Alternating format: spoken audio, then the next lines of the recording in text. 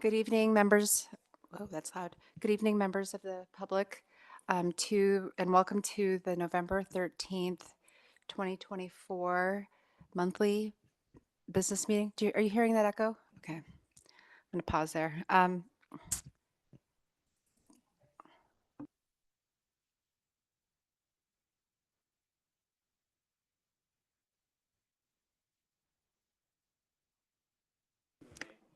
Going to test this again. Is that better? No, still there. Sounds good. Okay.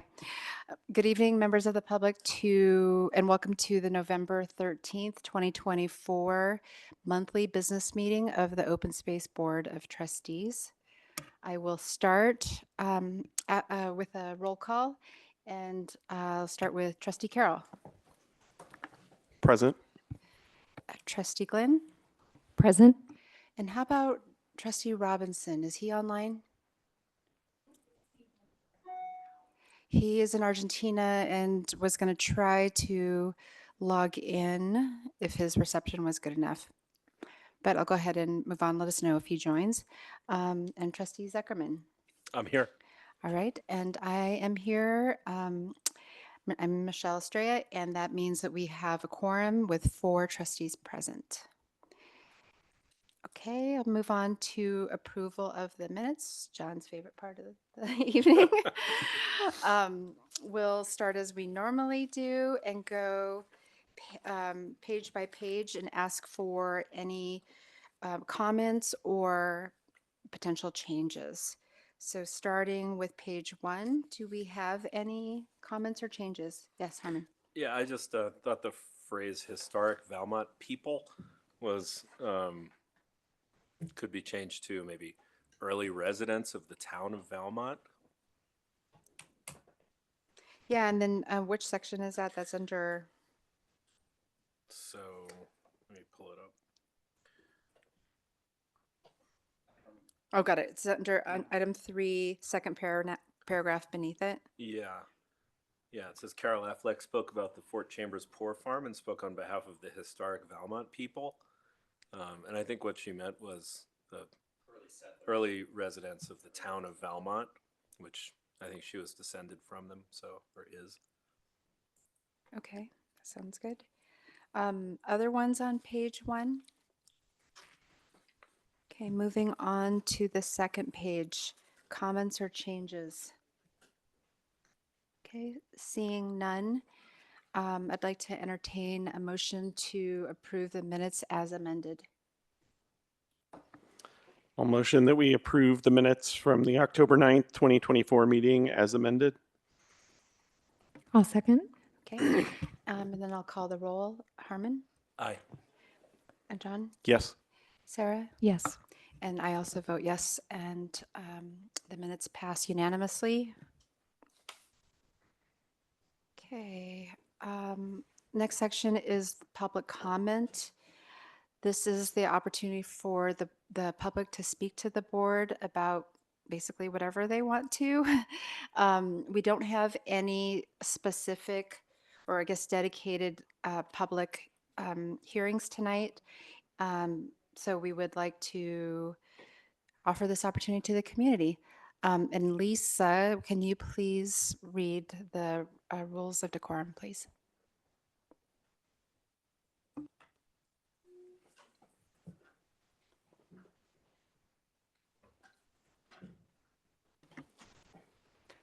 The city has engaged with community members to co-create a vision for productive, meaningful, and inclusive civic conversations. This vision supports physical and emotional safety for community members, staff, and board commission members, as well as democracy for people of all ages, identities, lived experiences, and political perspectives. For more information about the vision and the community engagement processes, please visit this link. The following are examples of rules of decorum found in the Boulder Revised Code and other guidelines that support the vision. These will be upheld during this meeting. All remarks and testimony shall be limited to matters related to city businesses. No participant shall make threats or use other forms of intimidation against any person. Obscenity, racial epithets, and other speech and behavior that disrupts or otherwise impedes the ability to conduct the meeting are prohibited. Participants are required to sign up to speak using the name they are commonly known by, and individuals must display their whole name before being allowed to speak online. Currently, only audio testimony is permitted online. If you're joining in person and would like to speak during public comment or items identified for public hearing, please sign up at the table and we'll call you up to speak at the podium. If you're joining online, you can raise your hand to speak during public comment or items identified for public hearing. You can do that using the raise hand icon or by clicking the participants icon, then the 3 dots on the bottom right and select raise hand.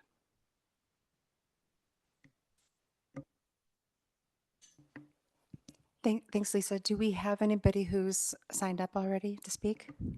We don't have anyone signed up today. Okay, either online or in person.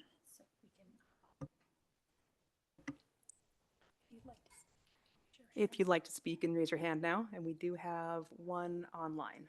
Okay.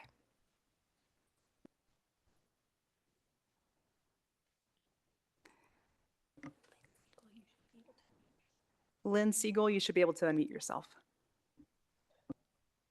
This is basically may I please see who I'm addressing instead of my name in my end of what I'm seeing, please? Thank you.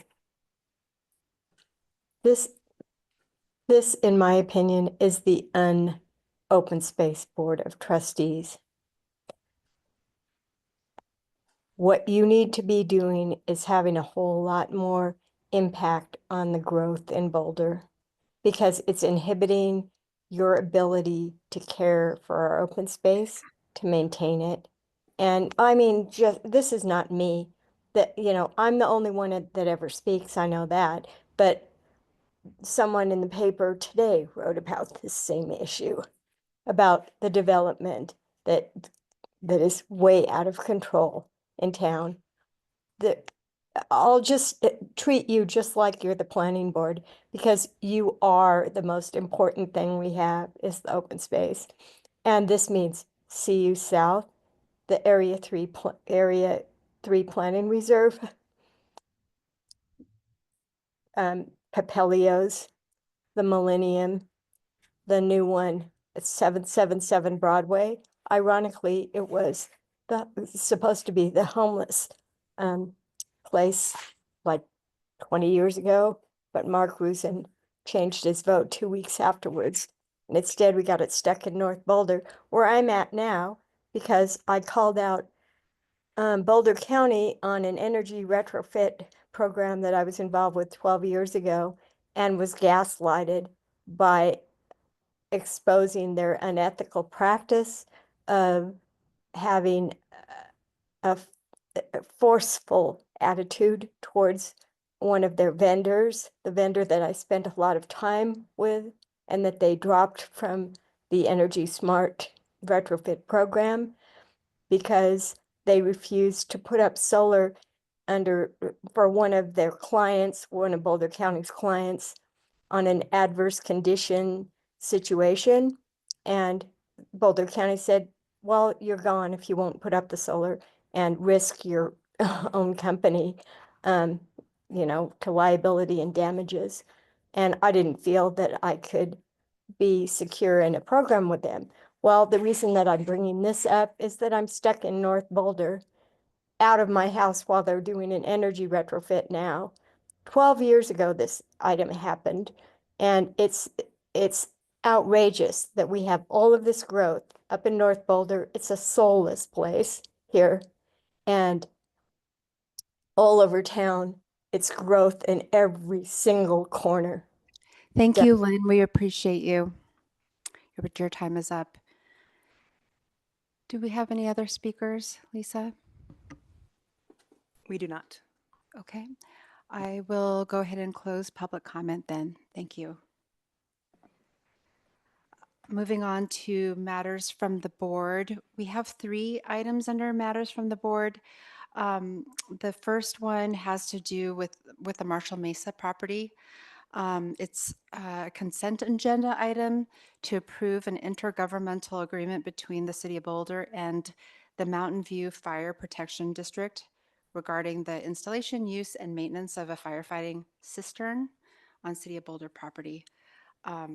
So if no one would like to call up this item, I'd like to entertain a motion to approve it. And there's some suggested language. Ooh, sorry. Okay. That's my ring. All right. Going on silent. That was awesome. Um, all right. Anybody would anybody like to make that motion?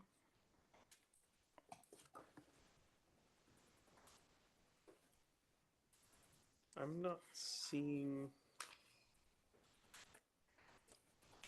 like the box. Oh, it's on the further on. Oh, it's up there. Yeah, go for it. Do you want to go ahead? Okay. I move, Sarah moves that the Open Space Board of Trustees, no, I move that we recommend the city council approve intergovernmental agencies, I shouldn't read this. I don't sound like I'm really convinced. Excuse me. It's the underlining and the, thank you. Okay, that's all I have to do? Okay. There's only one item. I move to recommend city council approve an intergovernmental agreement, IGA, between the City of Boulder and the Mountain View Fire Protection District concerning the installation, use, and maintenance of a firefighting cistern on City of Boulder property. A second. Thank you both. And you're right that we could probably eventually go to a format. I think we're just getting kind of used to this and we're liking to, reading it into the record right now. Okay, so we have a motion and a second, and I'll call the roll, starting with you, Harmon. Yes. Okay, John, Yes. Sarah? And I also vote for yes for it, and it passes unanimously. Any Brady by the way? No. Okay, just keep an eye out so I can welcome him if he is joining us. Thank you. We'll move on to the second item, which is trustee questions and comments on the written information item. We have one item that was provided to us. And I thought about you, Harmon, when I read this, by the way. It's regarding the OSMP design guidelines project information. And so I thought about you because of our conversation regarding the materials that you suggested we use. But any comments or questions about that particular item? Go ahead, Harmon. Yeah, so Michelle, I guess the way I read it was sort of a placeholder, like we're going to work on this, and we're going to bring this to you, and then the sign guidelines were sort of an example, since it was just an example to show us the kind of work we can expect in a set of design guidelines. That's how I read it, anyway, and I thought I actually am both glad that we're coming up with some design guidelines, and I was excited to read the sign guidelines because they were really cool, and a lot of thought went into that. So I assume that when we're talking about the design of our buildings, our trailheads, our trails, our public infrastructure on open space, it's going to be, at that level of quality or better, and I'm excited to see it. So, thank you. Thanks. Yeah, and you're exactly right, Harmon. I asked staff, and thanks for getting it in there, to attach the sign guidelines because I think it was fairly on in my term what we went over it. And I know that communication and signs have come up a few times in like in our retreat and various meetings. And we all don't have the benefit because we go through these things when during our term here, so we don't get the benefit of having gotten that presentation. And it's an example of like the really high, in my opinion, high quality work that the department does to make this community inclusive and thoughtful. And signs is a major way to do that. And when I first learned of our sign guidelines, I learned a ton. I mean, when I got that presentation, I learned a ton. You were here. you were here then too, right, John? I mean, there's a lot of thought that goes into it, and trying to minimize the words. If you have encountered one of these signs that have a lot of text, it's not very friendly for people who speak languages other than English or people who are moving rather quickly. Or are at different heights, like in a wheelchair or are on top of a horse. So I thought that was a good example of the kind of work that Open Space Department does, and the kind of product that we will see in the design product as well. And as a good refresher especially for people who are newer to the board, to get up to speed on the sign guidelines, because there's a lot of good stuff there that has come up in recent conversation. So thank you to Jeff and staff for including that. Okay, is there any other? Okay. We'll move on to the post OSBT retreat follow-up. I'm going to hand it to you, Harmon, in case you would like to do any sort of like recaps. Sure. Um, so I thought we had a really excellent retreat. Um, it was on October 25th at Chautauqua in the Community House, in a room that I would like to just live in for a while. It had all the books on mountaineering and the wild that you could expect in a truly fine, well outfitted, gentle person's home.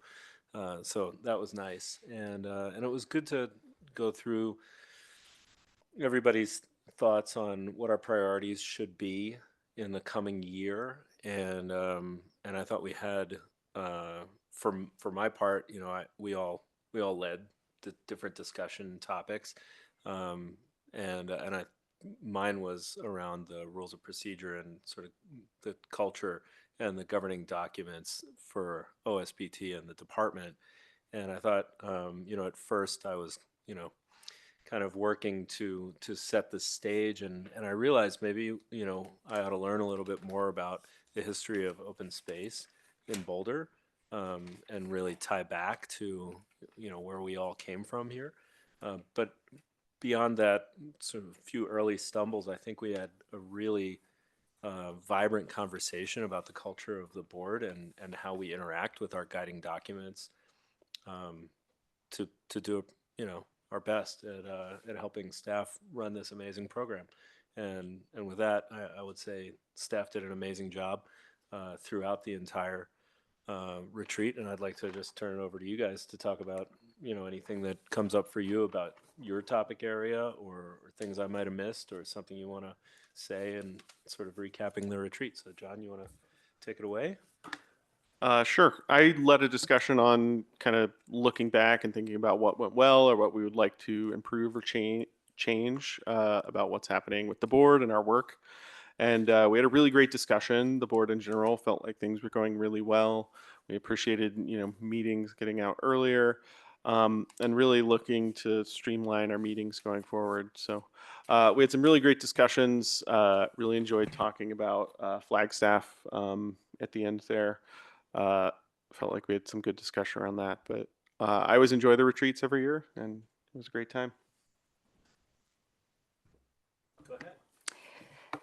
Thanks. It was an amazing place to be, and we got to walk around Chautauqua and see the work that's coming up this upcoming year. And it's such an important place, and it's such a heavily trafficked place, which we'll talk about later this evening when we go through the visitor visitor usage data. And I thought it was a pretty wonderful day. What I took away from it, and it does happen to be the section that I facilitated, which is the strategic item 7C about multimodal access to trails and trailheads. And for that particular exercise, we zoomed out quite a lot. But I like the fact that we kind of centered ourselves in the fact that even though this conversation came up most recently with this board, with the topic of the Marshall Mesa Trailhead work that's being done and how we can provide safe access.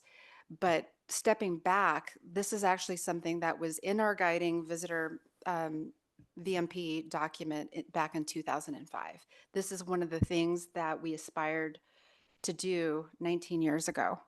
And here we are in 2024, entering 2025, and really taking that head on. So I really appreciate staff for giving the board the opportunity and the community an opportunity to address this, hopefully in ways that we at least can control within the department and within the board.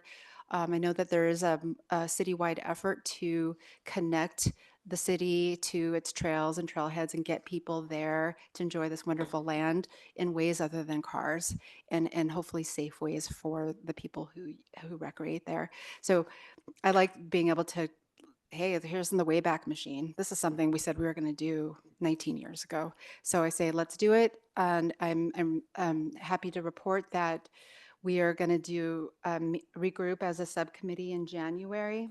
And then in Q1 of next year, we're going to see some preliminary project plans and process plans to actually take that on. So thank you, staff, for being willing to explore that with us, and also my fellow trustees to explore that in an environment where we can really talk openly about what would be meaningful for us. So, thank you. I really appreciate, while I led the lunchtime session, taking a look at what topics feel important upcoming. And we did have a nice roundtable that included staff and board, just perspectives on kind of where we have been and where we're headed. And I think there's a lot of exciting content or information coming up in the coming year. And I really look forward to actively engaging with that and engaging the community in several topics. One of the things that we also spent some time on that hasn't been mentioned here yet is talking a lot about Flagstaff, the safety up there, the fire hazards, potential mitigation up there, and how it's all interconnected. And just got to really hear from one of the rangers who are patrolling that area and started thinking outside of the box. I know that's something that's been brought to our attention through the public hearing, and also something that's really, we're all trying to think about. And I walked away feeling a ton of appreciation for this board and for the staff for just a willingness to think outside of the box and to take the kind of zoom out and take a big picture perspective. And I think we'll see a lot of progress over the coming year on that topic specifically too.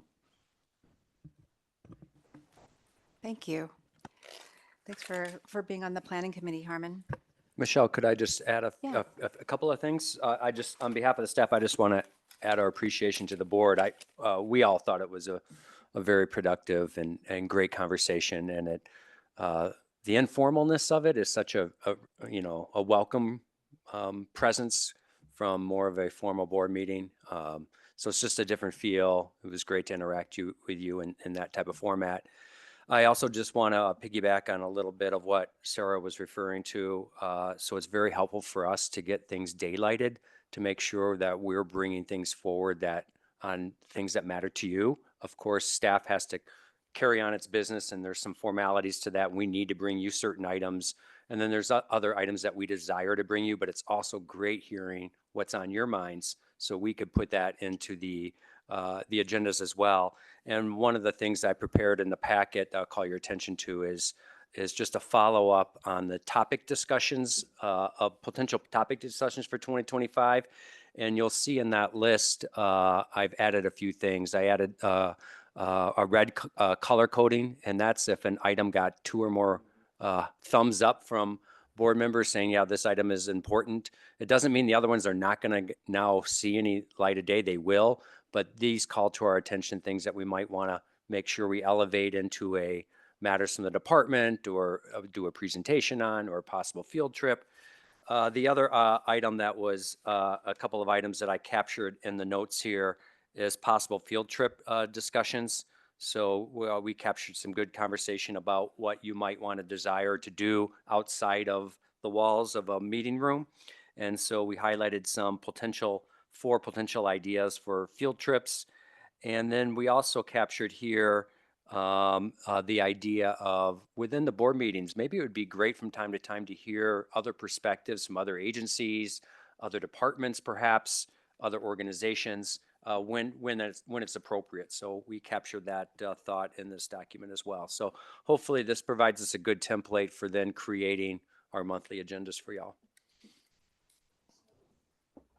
So to clarify, the items in red were the items that were rolled up as they were highlighted as important. Am I interpreting that? There was some items that received a single vote, but these are the ones that had two or more sort of priority stickers next to them. And again, I just want to iterate that everything that made it on this list from a staff perspective were items important enough to land on a potential agenda. But the ones in red were those items that then you reiterated, yes, these are items that are important to us. And so, yeah. Okay, that looks good. Do you want me to read those items now? Is it helpful? I mean, no? Okay, great. Thank you. That list, if anybody is curious and they're listening to this meeting, it's agenda item 4C, pages 1 and 2, and you can see that it's color-coded red. Thank you. Go ahead. Yeah, just if you're only looking at your PDF, it's pages 5 and 6 of the packet. And then one other note, just as a retreat follow-up, is we have in the past few years provided what we call notes of the meeting. It's not formal minutes. It's a different format, but Sam will be working to put together those notes, and we'll include those in the December packet. So you all have more of a record of the discussion that took place. Again, it's not following our traditional minutes guidelines, so it's going to look and feel different, but we'll put that in the December minutes for y'all, or packet. Thanks. And then before we move off of matters from the board, I just would like to point out that that we go through a process of doing this 3-month outlook, because this dovetails into the conversation around priorities. So I'd encourage members from the public as well as my fellow trustees to look at that 3-month outlook, and you'll see those things being scheduled out. The topics that we're embarking on and how we fit them into the upcoming year. If there's something that you don't see and that you want to see in this 3-month outlook, I think I would encourage you to reach out individually to the chair, whoever that is, during your time here, and work with that person to get your ideas incorporated, especially if they are on that list, and just ask when they might appear. But that's something that I know staff works on pretty intensely to make sure that we are covering the things that we say that we're going to. Okay, so we're on to matters from the department, and I'll turn it over to you, Dan. Great. So we've got two main topics for you, and then we will follow it up with some rapid fire updates from me at the very end. But we are going to first invite members of our wildlife program to join us tonight. Heather Swanson will be kicking it off with some opening remarks, but this is one of our major program areas in the department. We try to do a periodic update to you all on, there's just a number of items that they cover, and each year we try to select a few of them. And so we have several of those selected for you tonight, which is great because you'll hear a number of voices from our wildlife team that you'll hear from. But with that, I'm going to turn it over to Heather to kind of kickstart this area. Good evening. So we're really pleased today to be able to give you a little bit of a glimpse into some of the work that our wildlife team has been working on. And we do have 4 members of our wildlife team that are going to be presenting to you tonight. Will Keeley is online. Hello. But I will. I just wanted to give you just a quick introduction to who our team is, and then they will be telling you about some of the things that they've been working on. Next slide.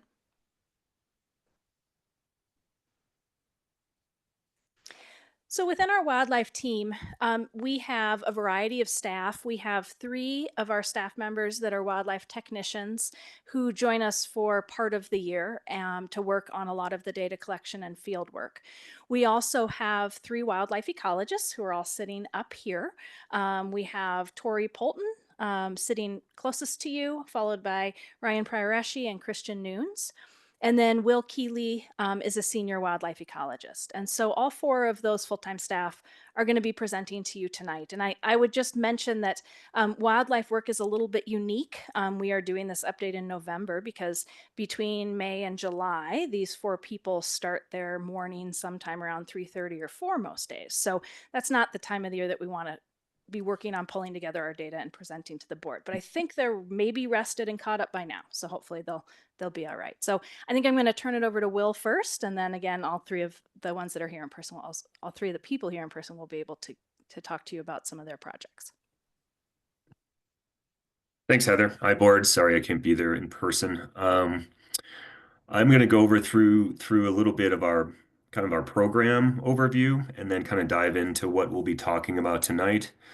And then I'll start us off with doing a couple of descriptions of some of our monitoring programs, and then hand it off to the ecologists.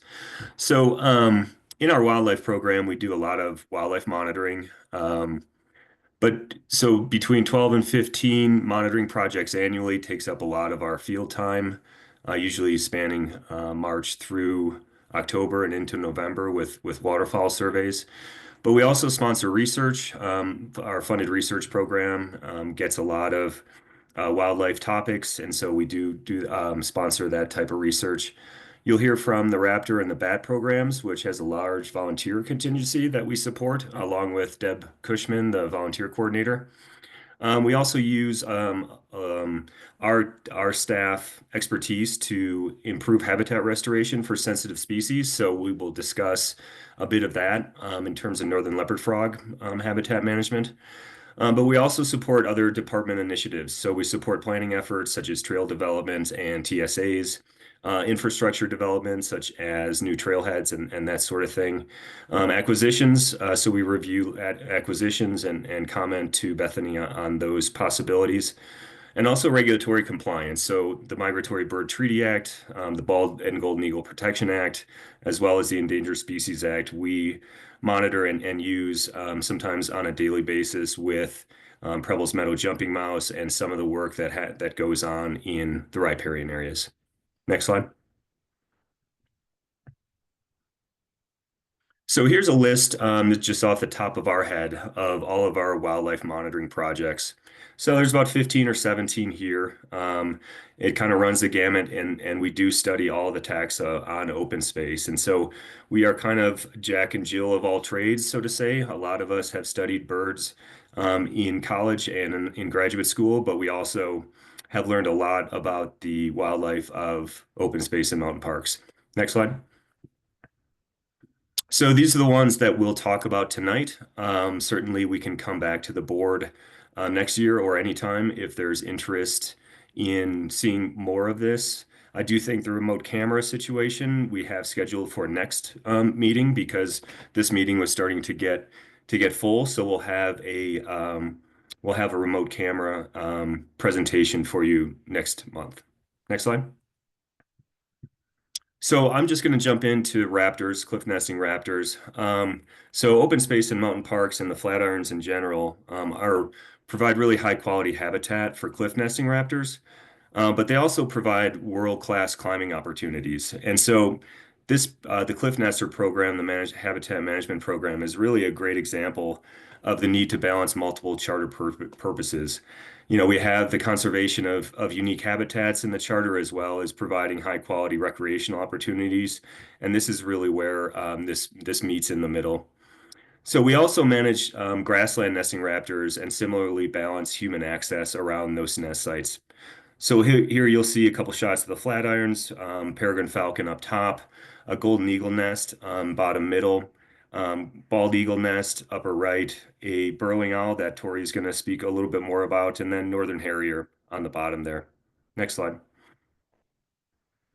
So just to remind the board, we did present some of this stuff last year, but this is an interesting situation because the conservation status of 6 of the 7 raptors that nest on open space are all either Tier 1 or Tier 2 in the State Wildlife Action Plan, or the SWAP, and that's issued by Colorado Parks and Wildlife. So that's Tier 1 or Tier 2 species of greatest conservation need.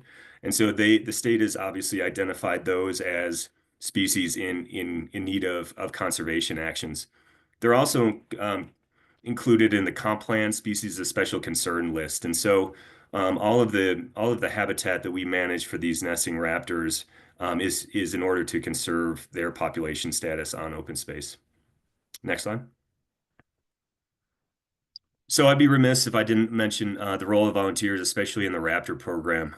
There certainly are eyes and ears out there, and you can see just from last year's numbers here, we had 25 volunteers, and they logged over 1,500 hours in the field. And so, not only do they provide us timely data so that we can lift closures on unoccupied territories around mid-May, but they really increase the system presence of good, knowledgeable monitoring volunteers. So you can see below that 25 volunteers is our OSMP staff number, because we do track that also. So we logged as a staff 320 hours.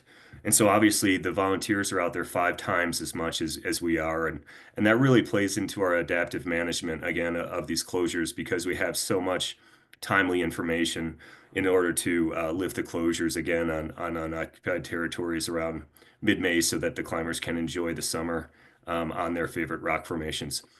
So just here, I kind of just quickly did an average between 2016 and 2023. Because of these eyes and ears, we were able to lift an average of 9 of the 18 initial closures early. But we also have had to extend seasonal closures, most notably at the third Flatiron 1 or 2 years because of a renest attempt by a peregrine falcon. And we've had really good relationships with the climate community. They've really been good at getting the message out and kind of self-policing that situation, because again, a lot of these folks are looking towards July 31st, which is the usual end of the closures. And if we have to extend it into August, it does take a lot of staff effort as well as public participation to allow those birds to successfully nest. Next slide. So yeah, along with the eyes and ears of the providing timely information for adaptive management, we also allow the volunteers to provide us excellent data so that we can collate the data and look at trends over time. And so I just wanted to quickly, there's a lot of information here, but what I wanted you to look at is here's 4 time periods, 01 to 15, and then 16 to 21, so a 5-year period, and then 22 and 23, 2 years, and then just this year that we summarized.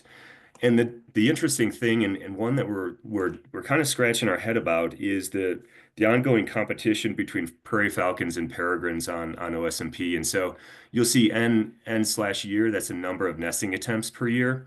And from 01 to 15, you see that almost prairies have doubled the number of nesting attempts by peregrines. But then it flips from 16 to 21, and then it really flips the last 2 years, 22 and 23. And again, we're seeing this pattern in 2024. And our sample size is not such that Nevada or Idaho, but this has really been a trend that other land managers in the Western U.S. have seen. So much so that at the Raptor Research Conference meetings, a prairie falcon working group has been created, consisting of biologists from 9 Western states and 2 Canadian provinces to kind of discuss conservation status of prairie falcons. Next slide. So that was a quick drive through raptor stuff, kind of pivoting towards northern leopard frogs, an aquatic amphibian, obviously. So northern leopard frogs, their populations are in severe decline in the western U.S. And so I mentioned the Colorado Parks and Wildlife Tier 1 species of greatest conservation need in terms of raptors. And this is what leopard frogs are considered also their Tier 1. And they attribute it to numerous interacting threats like habitat loss. There's a chytrid fungus that gets on their skin and really doesn't allow them to breathe through their skin, and so they desiccate. Bullfrogs are a large carrier of chytrid fungus, and so the non-native bullfrogs really have an impact on northern leopard frogs.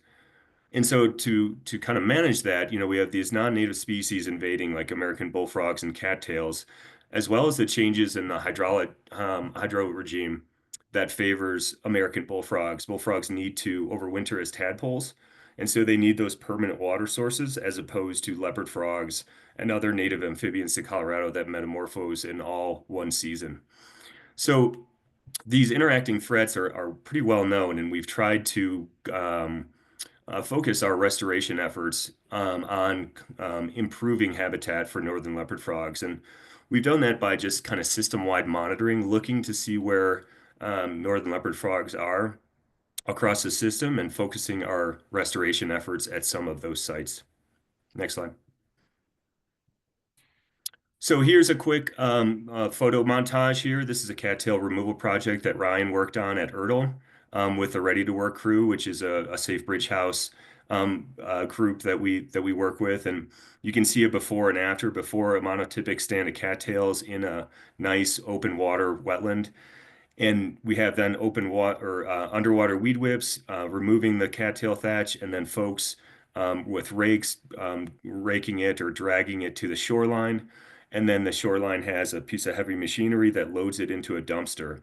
And so it does take a lot of work. And so this is probably a group of 15 or 16 people working a full day to remove the cattail from this stand of monotypic cattails. But if you do open up the water and you plant native bulrushes and low emergent vegetation in there, we have seen leopard frogs move into habitat like this. Next slide. So this is a little tough for me to see, but this is 06 to 24, and this is the number of leopard frog breeding sites. So we started our monitoring in 2006, and we've continued it annually since then. And what you'll see on the y-axis is the number of breeding sites. And next slide, Sam. Thanks. This is when our habitat restoration efforts began around 2012, and we've really seen an increase in the number of leopard frog breeding sites when we've put the effort in to remove the cattails, plant native low emergent vegetation. We really found that the frogs have experienced increased success in breeding, and the number of breeding sites has increased. So that's my quick tour. If there's any clarifying questions on frogs or raptors, I'd be happy to take them now, or we can wait till the end, obviously. But Tori's going to take us through, or Christian's going to take us through hayfield birds next, if there's no clarifying questions. Sarah. Go ahead, Sarah. Was there a decline in nesting and breeding sites in 2020 for the raptors and the frogs? Did I see that correctly? And I was just curious why. Yeah, some of those dips, especially for the raptors, that was a fairly dry year. But we also have those kind of stochastic weather events, like a large spring snowstorm really hits the falcons hard because sometimes their scrapes aren't covered and don't have like a ceiling. They're not in a pothole fully. And so we've been trying to unpack like weather events and see if there's a situation where we can find trends based on weather. A lot of these leopard frog sites are also dependent on irrigated water. And so, when ditches get turned on and the amount of water available that turns into tailwater that feeds some of these breeding sites is certainly something to consider also.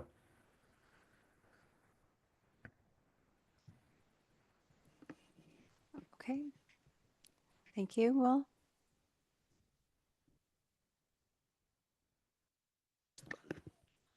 Good evening, folks. I'm Christian Nunes, wildlife ecologist. It's a pleasure to be here speaking with you tonight, and I'm going to describe our Hayfield bird monitoring program. This is a long-term monitoring program. It's been going in its current iteration for since 2005, so about 20 years of data. But we have information on certain species like the bobolink that go even back to the 90s. So folks, bird watchers, the Boulder County Nature Association, everybody's been interested in the avifauna of our hayfield habitats around Boulder. The irrigated hayfields that we have in the Boulder Valley are really a special man-made habitat. The irrigation system that's been created and the haying situation, the winter grazing and then summer haying fields, they are habitat for a variety of ground nesting birds. So they often are things like meadowlarks, savanna sparrows, bobolinks, that come here in the breeding season to set up shop and breed.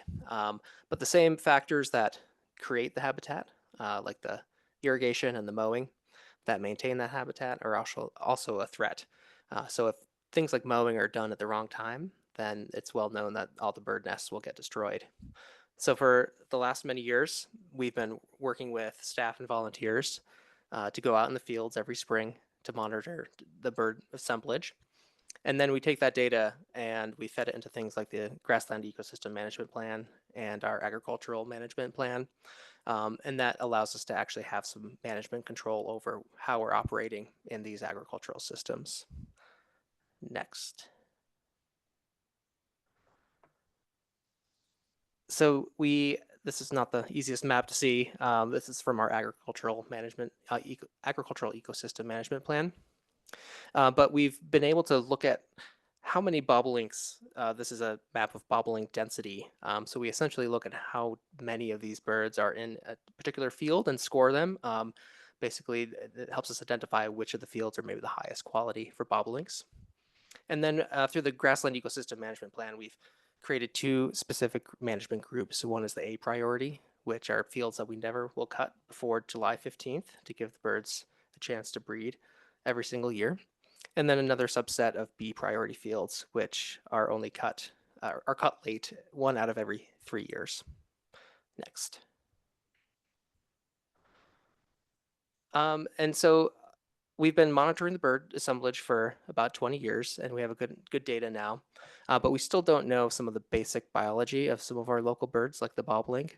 For instance, we are not sure when we say July 15th, we've picked that date, but we're not sure if that's effective. So that's one of our priority research questions that we have that's been put out to the community for folks to apply for the funded research program. So far, nobody's applied to address the specific question, but it's certainly on our mind to find out some of that more intricate data on when is the phenology of this species. When are they finished breeding? Is July 15th a good benchmark? Is that too early or too late? Can we have a little bit more flexibility around that? Next. So this is a little bit of a rundown of what we found this year in 2024. Most years we monitor about 200 individual pastures or fields, covering 3,600 acres. We target species like the Savannah sparrow, the Wilson's phalarope, which is kind of down in the right-hand corner there on the fence post, the long bill, and bobolinks. And we are not only recording how many of each species that we see, but we'll also do spot mapping. So every year we are recording where in the fields the birds are. So if we had a chance to identify those high quality patches within that field, then we could manage around that. This year we did find 58 bird species during these surveys, which is about average. Next. And the good news is that through our efforts to manage the haying operations and the subset of the fields, and just having this great habitat for these grassland nesting birds, the bobolink population, for instance, has gone up over the last 20 years. The population of the species throughout their range in the continental U.S. has dropped about 50% over the last 50 years, according to wide-scale data.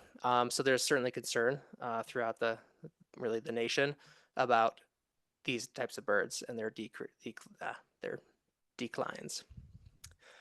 This year we actually found more bobolinks than we ever have, tallying 351 individuals, which is just great. Usually we have an average of about 250. It's pretty typical.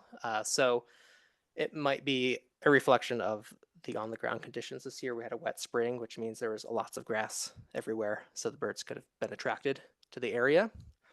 And about 47% of the fields that we survey supported bobolinks. Next.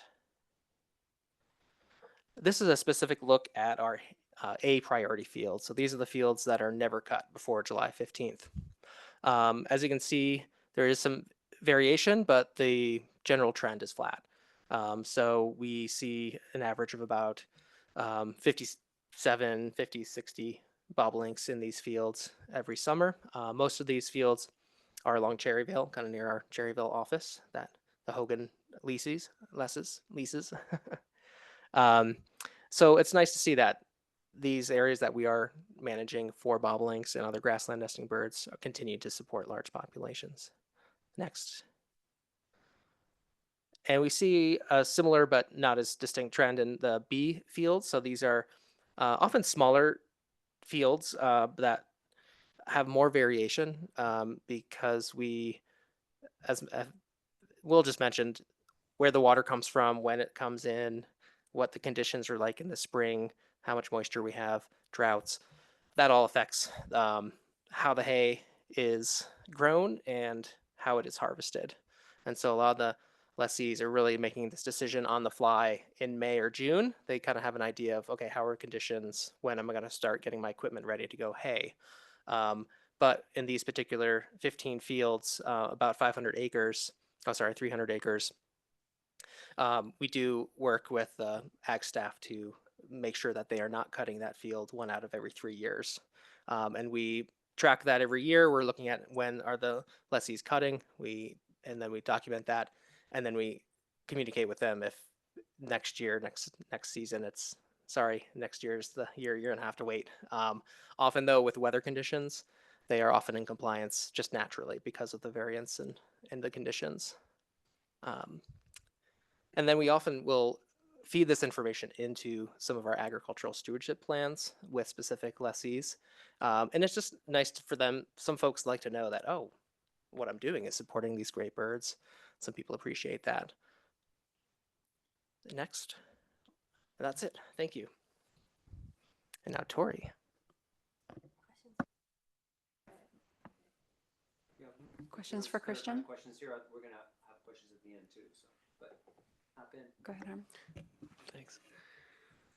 So, are most of the fields that are in our field nesting portfolio not being flood irrigated?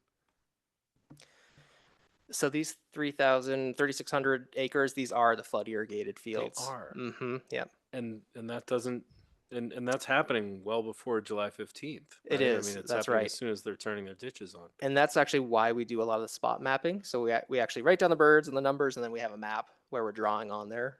For instance, like the territorial males might be focused in areas, and what we know is that they often choose those little bit of there Yeah, might I be a was little gonna ask. rise. Yeah, yeah. There's something that there's a little bit about that micro topography that they key in on. They're not technically a colonial nesting bird, the bobolink, Mhm. but they certainly are concentrated in little patches.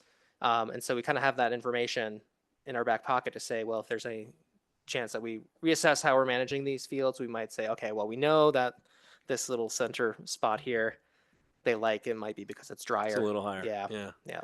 So, just out of curiosity, are any of those 3,000 acres laser leveled, or have they been, or are they all predating that? Yeah. That This trend. is all. So what do you mean by laser level? Just like, are they like? No, I mean, like some farmers who are growing hay and alfalfa will laser level their fields, Oh yeah. and I mean that's a more modern trend. I would say this is a nice historic type of management, and it's Mhm. really that traditional Mhm. agricultural use of the land. A lot of these ditches were dug 100 plus years ago, and so it's just nice to see that this agricultural system now today is benefiting these native species. We also have the Ute lady's tress orchid that grows in this habitat, which is a federally threatened species.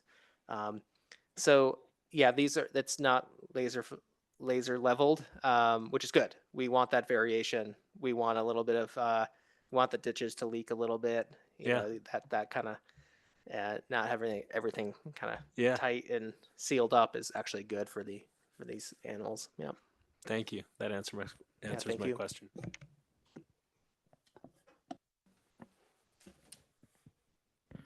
Hi, I'm Tori Poulton. I am going to take focus back to burrowing owls. Burrowing owls in the state of Colorado are a Tier 1 species of conservation concern, and they're state listed as threatened. So that's why they're of interest to us in the Boulder area. They are migratory. They're here in Colorado generally from late spring through the fall. And they are in Colorado in our area. They're entirely dependent on prairie dogs. They shelter, nest, and raise their young in prairie dog burrows. And so in the spring, our wildlife staff spend a lot of time surveying prairie dog colonies to detect nesting burrowing owls, and then we follow up and monitor them. They typically have pretty good site fidelity, and we know the areas they generally go back to, but they can be opportunistic and use new places. So we spend a lot of time trying to find them. This year, we had 2 nesting pairs on our system. They're both on the Costlet Nos properties on Gun Barrel Hill. Those 2 pairs raised a total of 8 fledglings. On our graph of burrowing owl nesting success since 2008, you can see that the last few years have not had very many nesting attempts or a whole lot of fledglings fledged. And what we understand from Boulder County biologists is they've seen a similar trend in the area. Next slide. This map shows the general location of the breeding owls this year. This is a little bit different from where they've been breeding in previous years, to the north on the north side of Lookout Road and to the east of the red circle. We were starting to get concerned in May when we were doing our surveys and hadn't detected any owls on our system yet. And then a veg management crew working near the newly completed Vesper Trail saw an owl, let us know. And then 2 weeks later, our wildlife crew detected a second pair just to the east of that. Next slide. So like I said, both of these nest locations were a little bit different than in previous years, and they were outside of some closure areas that we maintained to protect them. And then that Costlet nest on the west side was almost directly adjacent to the newly completed Vesper Trail. The trail had not been open to the public yet. There was a lot of discussion internally amongst staff from different work groups. And the decision was made to postpone opening the Vesper Trail so that we could protect those owls and allow them to successfully raise their young. There's a lot of discussion, a lot of work to be as transparent and clear as possible with communication with the public. But also we have to, again, go back to that balance of protecting the exact location of the owls so that people who really want to get close and see them don't do that and don't disturb them. And so like I said, this postponed opening of the Vesper Trail is initially planned to be open in mid-June, and that was postponed until mid-October. We did go out there a couple times a week to monitor the owl success, monitor the nestlings so that we could determine when to open the trail. When I was out there, I did encounter a lot of people who were curious, but pretty patient and understanding about the closure.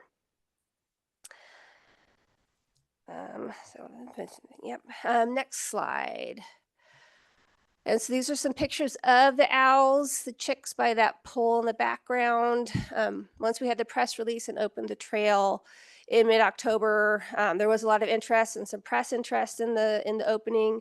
But yeah, we were happy that that worked out well, and we did have successful owl breeding on our system this year. Hope is that next year, with the trail being maintained open, they will not nest directly next to it, because at that time there will be a higher level of disturbance from people using the trail. That's all I have.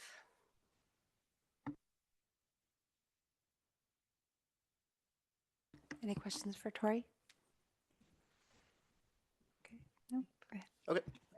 Hi, I'm Ryan Prioreshi, and I will not be talking about birds. Still flying though. So I was going to talk about the OSMP bat monitoring program. OSMP is home to about 12 species of bats. A couple of those are migratory, so they only pass through here, but we do record 12 different species on our system. And we kind of have 2 main prongs of our monitoring. One is a volunteer monitoring program, and then we do passive acoustic monitoring. And then at the very end, I'll talk about tricolored bats a little bit. But our passive acoustic monitoring is a system-wide monitoring. We also feed in information to the North American Bat Monitoring Program, which I'll talk about, and then also how it drives some of our forest management decisions. Next slide. So first, talking about our volunteer program, similar to the Raptor program, it's amount of monitoring that we would never be able to do with staff alone. 2024 was the 30th year of this program, which is awesome. And we have this really long, robust data set, so we can look at long-term trends. And you can see that we've had over 3,000 monitoring nights. In 2024 alone, several hundred hours of volunteer time, 109 nights, and 16 different sites. So again, nothing that staff alone would be able to do. So we really appreciate our volunteers and the and the effort that they put forth. Historically, they've monitored 63 sites, and they do both roost and water hole monitoring. Roosts are where the bats spend the night, and then water holes is where they come and get drinks and also forage for flying insects.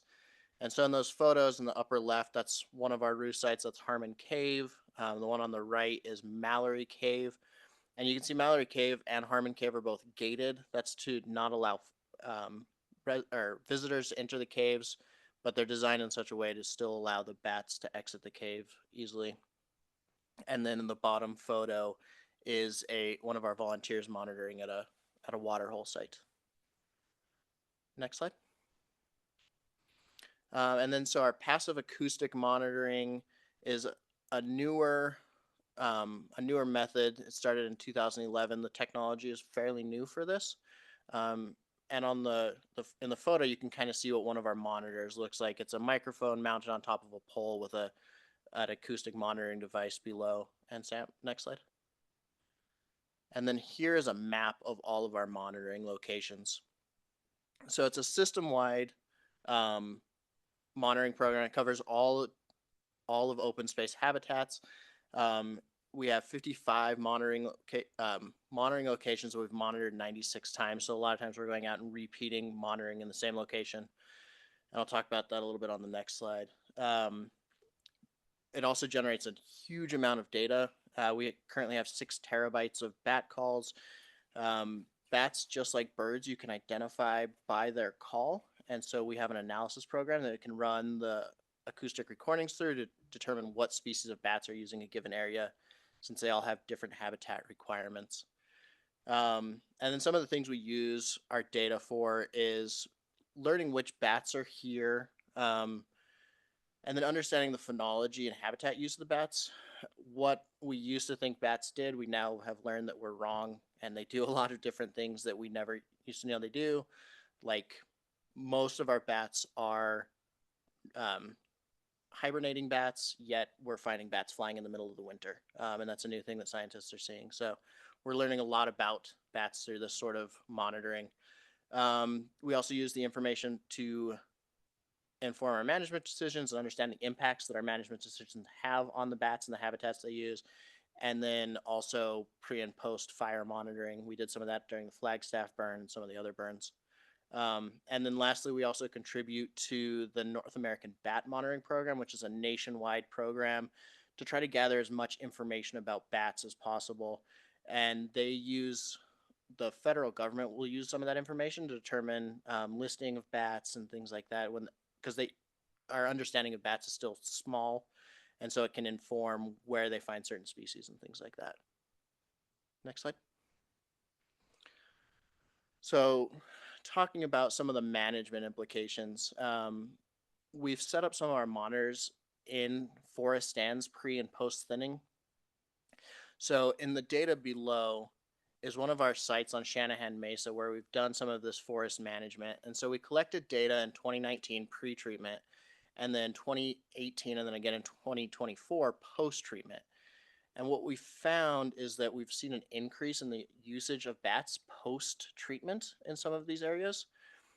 And one of the main reasons we think that is because when you've got a tight, dense forest, you're only going to allow bats that do what's called gleaning, which they fly to plants and pull the insects off of the leaves themselves, versus other bat species that do what is called aerial pursuit, where they're chasing insects down and catching them midair. And in order to do that, they need more open canopies. And so by opening up the forest, we've allowed more of these species to move into the area. So we're seeing an increase in all bat species, but then anecdotally, we're also seeing an increase in these low frequency bats, which are the large, fast aerial pursuit bats. And so you can see from 2017 to 2018, there was a significant increase in the number of bats. Same if you look at 2017 to 2014, you still see that really significant increase in the total number of bats, but there's been no change from 2018 to 24. which suggests that once you do this management, kind of you get a big increase, and then that increase stays. So it's generally good for the bats from our standpoint. Next slide.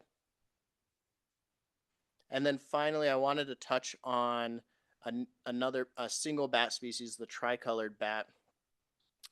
This species has been proposed to be listed as endangered by the U.S. Fish and Wildlife Service. It'll be the first endangered species in Boulder County. The final rule is expected in the next 1 to 2 months. And we're expected that it will get listed as endangered. All of the other species that are federally listed in the county are only threatened. This is endangered, so it has slightly stronger protections with less exceptions. It's a tree roosting species, so they're not using caves. Generally, they're not roosting in caves like most of our other bats do. They roost in tree cavities and under bark or in bunches of needles and coniferous trees. We do find more of them in our riparian areas, but they are present in the foothills as well. And they're found throughout open space. And so if they get listed, when they get listed, it'll likely have implications for some of our management, some of our tree removal. And so we're working with the Fish and Wildlife Service to fully understand what those implications will look like. And over on the right-hand side, you can see that how I was talking about, you can identify bats by their call. This is a sonogram of this particular species that was recorded at Sombrero Marsh, so we know that there's a robust population of them in Boulder. And then they're, I think, an attractive bat. That's two pictures of them. They're kind of a pretty little three-colored bat. So, and if there's any clarifying questions, I can answer those now or wait till the end. I did have one.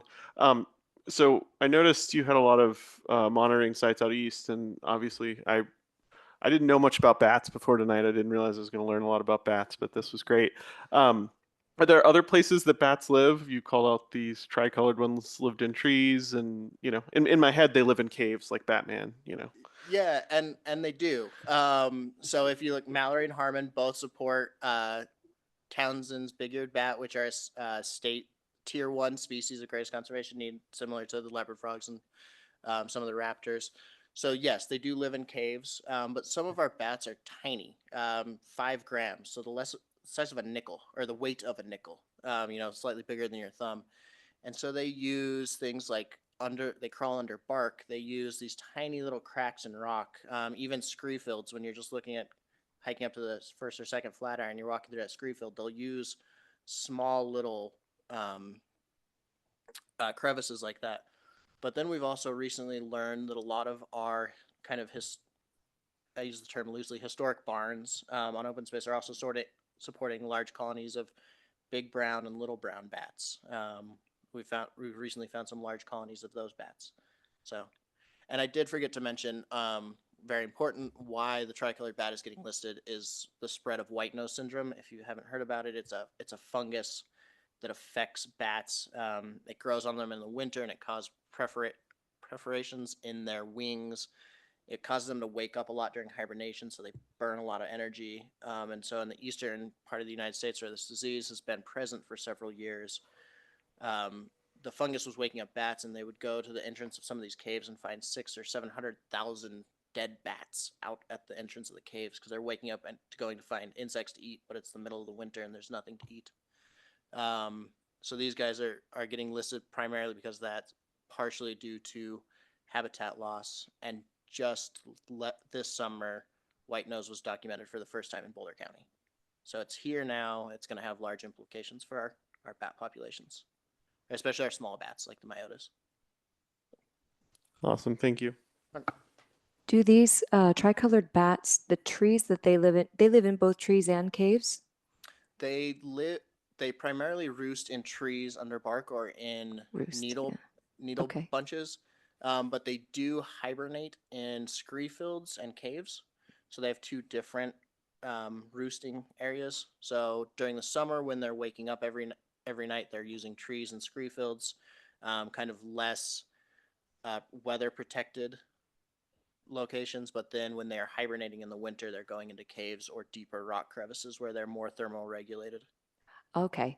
I'm trying to understand the relationship with the tree removal and this bat species with the implications there. So when they, and we're trying to fully understand this as well, but the biology of the bat is such that they breed in these trees. So they're roosting, they're having their pups where they are roosting in the trees. And so if they have roosted in the trees and they have pups that cannot fly yet, if you cut down the trees, you risk killing or injuring the young bats. They have documented that in some trees, when adult bats are present, if they cut them down, or if the trees get knocked down, the bats will fly. But of course, they can fly. The young pups can't fly, and so that's a threat to them. And so we're again fully trying to understand the implications, but it's a smaller season if depending on where you're at. So Go ahead. Is there anything we can do about white nose syndrome, or is that beyond our capacity at this point? there's been research done to see what could possibly be done about the disease, and there are some things that work. They're just not very practical on a large scale. So the disease is very sensitive to ultraviolet light. So people have gone in caves and shine ultraviolet lights on the bats, and it does seem to impact the fungus. I think the long term effects of that are not well understood. If it's gonna, maybe it knocks the fungus back short term, but long term, I don't know if they have a good understanding of what that's going to look like. The kind of saving grace for us in Colorado is that we generally don't have very large roosts of bats. So where this fungus has been really detrimental is if you think on the East Coast, you have small brown colonies of 1 to 2 million bats. We don't get that here. We have a couple hundred at most. So even it would be very disappointing or sad if a colony got wiped out, but it's not going to have the same implications. You're going to talk about a couple hundred or 1,000 bats that hopefully after a couple years could return. Whereas on the East Coast, it's taken years and years, and they're starting to see some bats come back, but it's they've got a couple hundred bats back versus 100,000 bats. The other thing is that a lot of our bats are larger bodied bats, and they don't seem to be quite as affected by the disease. We see them get it, but they're not succumbing to it the same way that some of our small bats do. So Thanks, Ryan. Very interesting stuff. I used to spelunk to cave on the East Coast and really got up close and personal with a lot of bats. Yeah. And not my favorite thing, but this is really interesting work. Thank you. thanks. Back to Will. Yeah, I just have 2 or 3 slides here to just to present something on grassland nesting songbirds that's kind of hot off the press. And so our GMAT or our grassland plan monitoring program has system-wide monitoring transects to detect and survey for ground nesting birds in native grasslands. And we were able to run data from 2012 to 2024 with the help of RIS staff, Brian Teverney and Brian Anaker specifically. And what we found was, although our populations of some of these more sensitive ground nesting bird species are not increasing, they're also not decreasing. And so we're seeing a stable population here statistically. It may look like a downward trend, but that's kind of the annual variation of some of these ground nesting birds. But what I wanted to just briefly talk about, and we can cover it next time a little bit more in depth, was you'll see up there the USGS annual trends. And so that's a decrease annually from the past 15 years of grasshopper sparrows and horned larks. So that's 1.6% of a population decrease each year. And if you compound that by 15 years, you're really seeing a decrease in the populations of these ground nesting birds. So whereas our populations aren't increasing, they're not decreasing and they're stable. Whereas in other habitats, in other states with similar grassland habitats, these species are declining. Next slide. And so just drilling down a little bit, and I'll make this quick because I know we have other things to move on to, but this is counts per transect visit by property. And so this was something for grasshopper sparrows that we really wanted to kind of key in on based on property and kind of adapt or feed it into our adaptive management framework. And so you'll see kind of the highest confidence interval right there on the fifth one from the left is Gun Barrel Hill bird monitoring. And so we use this information by property to really feed into our management of that area. Next slide. So you'll see here um, grasshopper sparrow abundance by color. And I just want you to, as the board, look at the kind of upper left three transect lines. And so those are depicting the highest abundance of grasshopper sparrows. And so this is in the Gun Barrel Hill area and was one of our large drivers of building the Vesper Trail because we wanted to allow use out there by building a new trail, but also increase habitat block size. And so in the Gun Barrel Hill ISP, this is one of our high priorities was take these data. You can see that if you had it blown up, you could see that the highest density of singing male grasshopper sparrows is in that circle interior to Vesper Trail. And so you'll see the undesignated trails in kind of that burnt orange red. And we wanted to reclaim those. And that was part of the project was to build the Vesper Trail and then close and restore those undesignated trails interior to the Vesper Trail in order to improve habitat effectiveness for the grasshopper sparrow. So just one instance, and we'll bring this back to you for further kind of discussion and review. But just because we had those analyses done recently, I wanted to make a quick plug for how we're using these data to inform management decisions. So next slide. Thanks for your attention. We'll take questions for sure. Thanks, Will. The slide that you just had up there with using Gun Barrel Hill as an example, like how long will you be monitoring that? And it's the other one, yeah. And how long will you be monitoring it for the effects of having closed the social trails and rebuilt that new trail? And Yeah, good when question. do you call it a success? Sure, good question, Michelle. Yeah, in terms of the trail going away, we have closed and restored that with a regulatory closure. And so that is similar to what we did at Anemone, which is kind of a 2 to 4 year range that our trail staff will be kind of monitoring to make sure it kind of quote unquote goes away. We do the ground nesting bird monitoring annually and will continue to do so because what we found is there's so much interannual variation based on precipitation and weather events that we do see grasshopper sparrows and other ground nesting birds kind of have an eruption, meaning that there's a lot of them around, and then the next year there's not. So we do that each year, each June.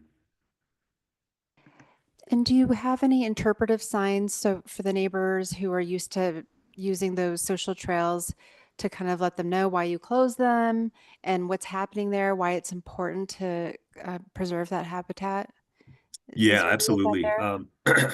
I could show you a few signs. I don't have them in front of me, but we worked with our education outreach staff worked with the Heatherwood Elementary School to create drawings related to these trail closures because we knew it's such a neighborhood access point that we wanted to bring in the community. And so at each one of these junctions with the undesignated trail as well as the designated trail, there are plaques of those photos at that junction, kind of indicating, save the birds, don't step off trail. And those were all drawn by the fourth graders at Heatherwood a few years back. That's amazing. And I look forward to following along with that, the results in the next couple of years. But wonderful that you've engaged the community and educated them on what you're doing there. Other questions for Will and the rest of the team? I was gonna hijack the mic for a quick prairie Yeah, dog go for it. related update. Yeah. Because we've brought this or had the discussions with the board previously about a barrier cost share program. And I just want to let you guys know that that program is going to go live next week. I'm going to have a 2-week application window. We've sent out postcards to neighbors of OSMP land with prairie dog occupation, and emails are going out today or tomorrow to the prairie dog stakeholders group. And I've had people that I've talked to personally, neighbors, so I'll be notifying those people. And so, yeah, so that's going to happen. And I'm curious to see how it goes. Thanks for that update, Tori. I was just wondering, like, if you would ever come to a board meeting and not talk about prairie dogs. You're so close. If I'm here, there's going to be prairie dogs. So close. Thank you. Do we want to make a transition, Dan? I think we have all Well, our I questions. want to answered. thank the staff. That was a great presentation. Always fun to hear all that intricate knowledge we probably will only hear when they come up and tell us this great stuff. So thank you very much. Yeah, we're going to transition into a subject that we actually began last month. In your board packet was an extensive informational packet on our POVS results from the last 2 years, our survey results, and Jeff provided a brief introduction about what we're going to do this meeting. And so we wanted to hear from you of all that data in there. What topics or themes did you want to have us concentrate our presentation on? So our staff's going to come up and do a presentation on POVS, really highlighting what we heard, some of the questions you had, and some of the interest areas you had, because it's such an extensive data set that trying to do a presentation covering it all just wouldn't work. So hopefully you had a chance at the last month's packet to read through that data and maybe revisited it in preparation for tonight. And our staff will bring forward a presentation in relationship to POVS. We also have new data on the visitation survey.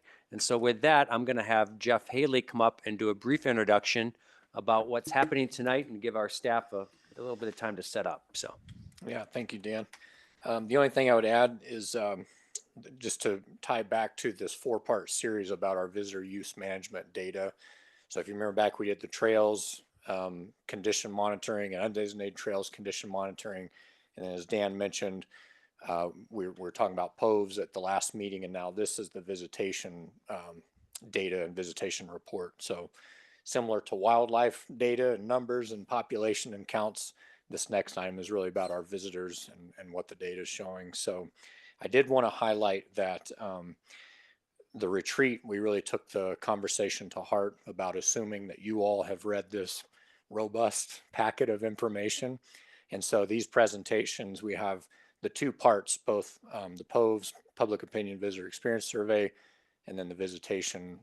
So each of them about 20 minutes. So we've really condensed it down, just like Dan said, to a lot of those highlighted topic areas that you mentioned just last month.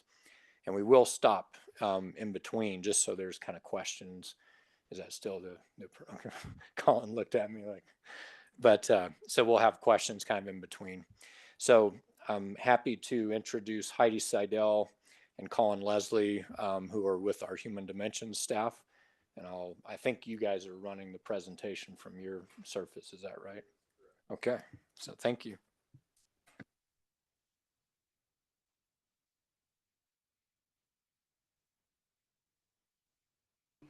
We were going to try to keep Jeff on the spot last month because you two weren't here.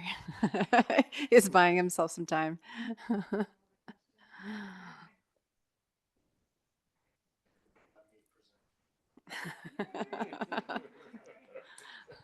We were resorting to dad jokes, so.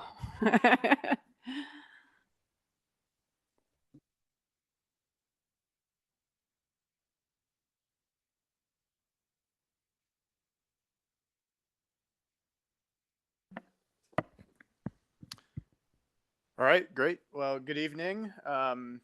So yeah, Jeff covered some of it, but we're here to talk about the visitor survey as well as the visitation estimate. And we thought it would be helpful to pair these 2 together tonight because they certainly play hand in hand. So again, I'm Colin Leslie. I'm a Human Dimensions senior analyst with our group and joined today by Heidi Seidel. And we're excited to get into it. So as sort of a brief recap, why do we collect visitor data? We do it for a lot of reasons, some of which are shown here. Ultimately, it's about understanding who's using our open spaces, how much use are they getting, and what their experiences are like. And so you can sort of see this goes from a gradation of sort of learning to hopefully leading to understanding, assessing, measuring, and then tracking over the long term.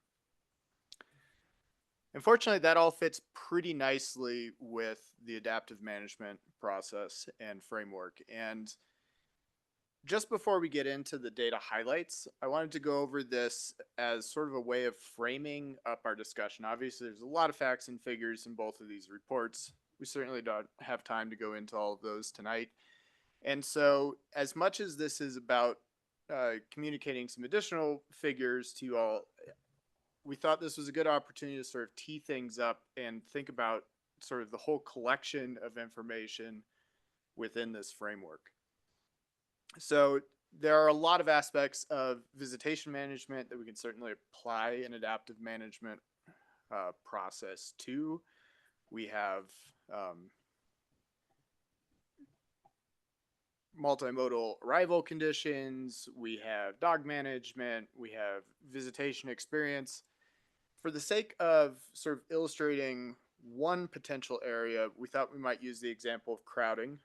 We have some more information coming up this and data highlights, but this is also one that really highlights where we can pull in survey data, estimate data, parking data, to sort of bring everything together. So just as sort of a hypothetical, if we were to start thinking about if we wanted to address sort of crowding and congestion through an adaptive management framework, we have a lot of information about various aspects of crowding, trailhead congestion, perceived density on trails, what people's arrival experience is like, and then as you'll see, how that actually sort of relates to some of their overall experience. So we have a lot of existing data, and we know what some of those trends are. That sort of tees us up to really be thinking about step 3, which is something that we talk about here and there, but in sort of a comprehensive framework, maybe isn't something we've tackled quite yet. And that's, what do we want conditions to be? So when we come and present data like these, I think it's pretty natural to say, well, I understand what things are, but are they what we want them to be, not just what we're measuring them to be? And I think that's a great question, but it's a little bit tougher answer to get there and really get to that. Well, what do we want it to look like? We think a lot of the data that we have can really feed into this. So that might be, do we want crowding to be below a certain percent? Do we want overall experience to be greater than a certain percent? Larimer County in their 2020 report actually has some proposed sort of standards that they're looking at using for aspects like this. So other agencies are thinking about it and trying it. And then, of course, when we sort of get to step 4 and evaluating and exploring alternatives, this is another place that we can really leverage these data to understand, okay, if we sort of decided what desired conditions we might want to be looking at, what are sort of the best mechanisms we have to move the needle if it's not quite where we want it to be? So is that looking at changing transportation management? Is there something about site layout? Is it a communication campaign, simply trying to align expectations better? And then we are fully prepared for step 7. We might touch on this again, but starting this year, actually, we've transitioned both of these projects from sort of periodic discrete projects to an ongoing monitoring program. So we're assessing 1/3 of the locations that we go to for all these locations every year, and we plan to do that until somebody tells us to stop. So so with sort of that framing in mind, we're going to go ahead and jump into the data highlights and kick it off with some of the survey data.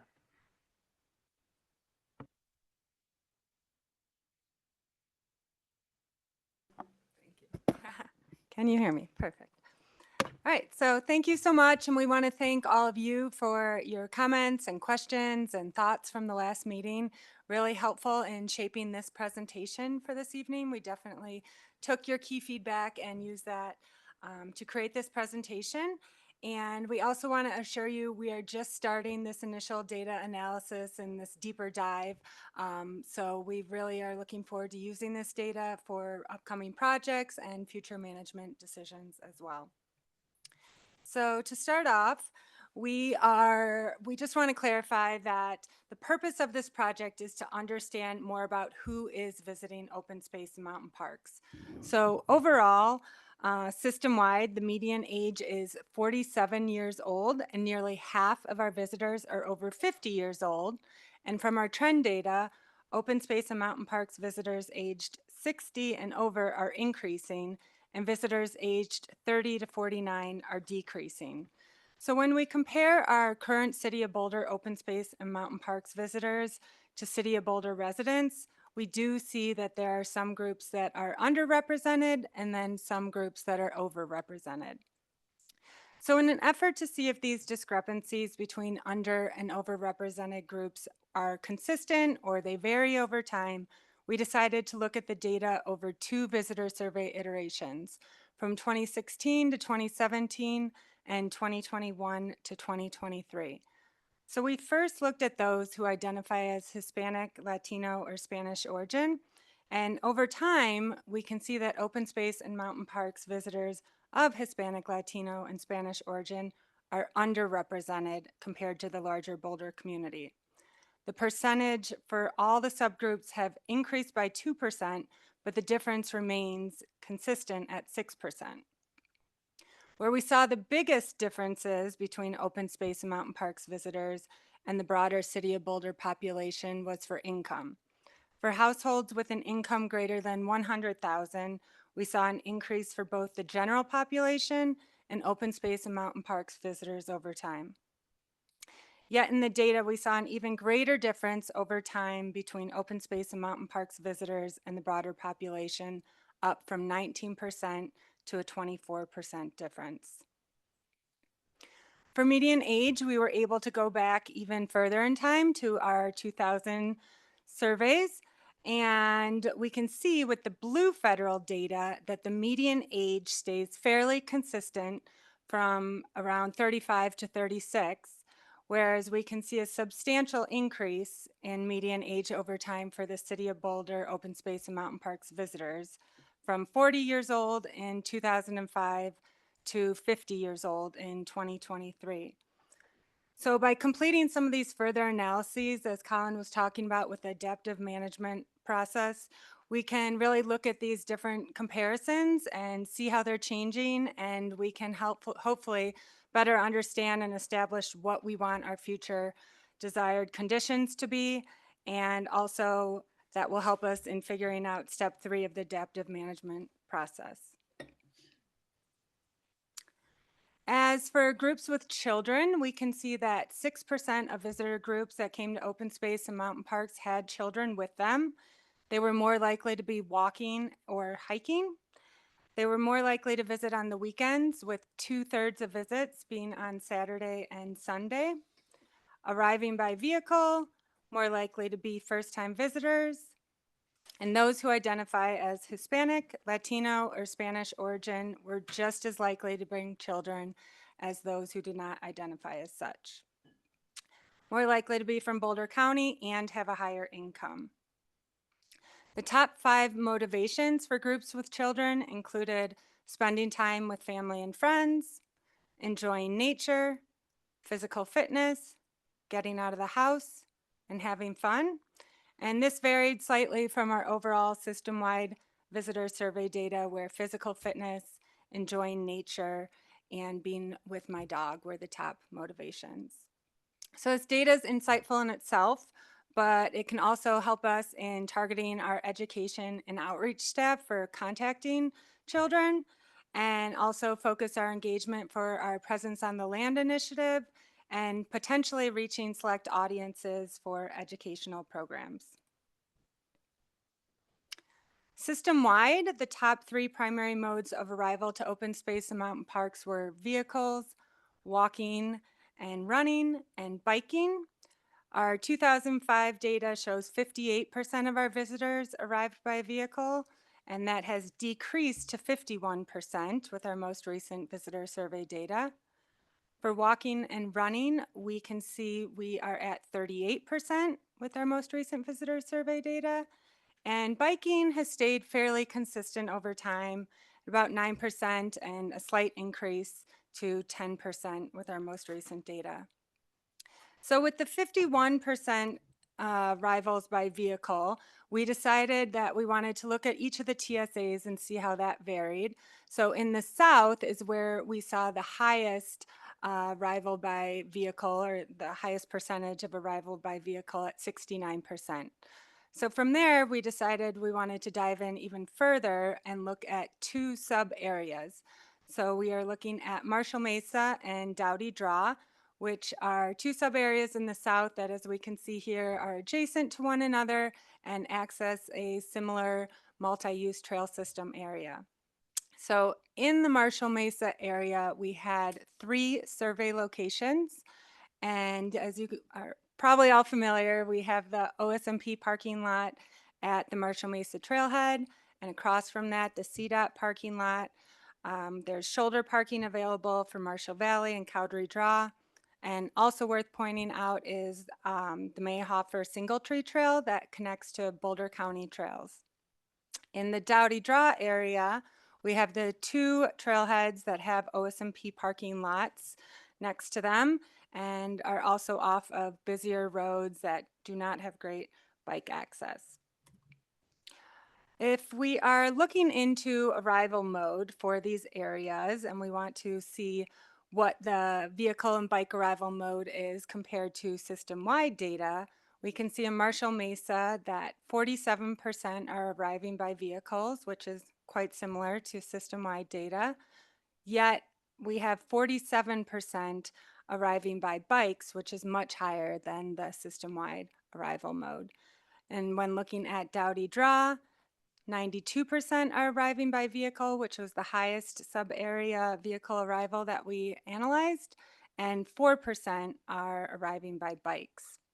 So in trying to learn a little bit more and consider visitors' arrival modes, we may look at their primary activities. So looking at this data, we can see that 74% are arriving, or their primary activity is biking for the Marshall Mesa area, and 48% are hiking, walking in Dowdy Draw area.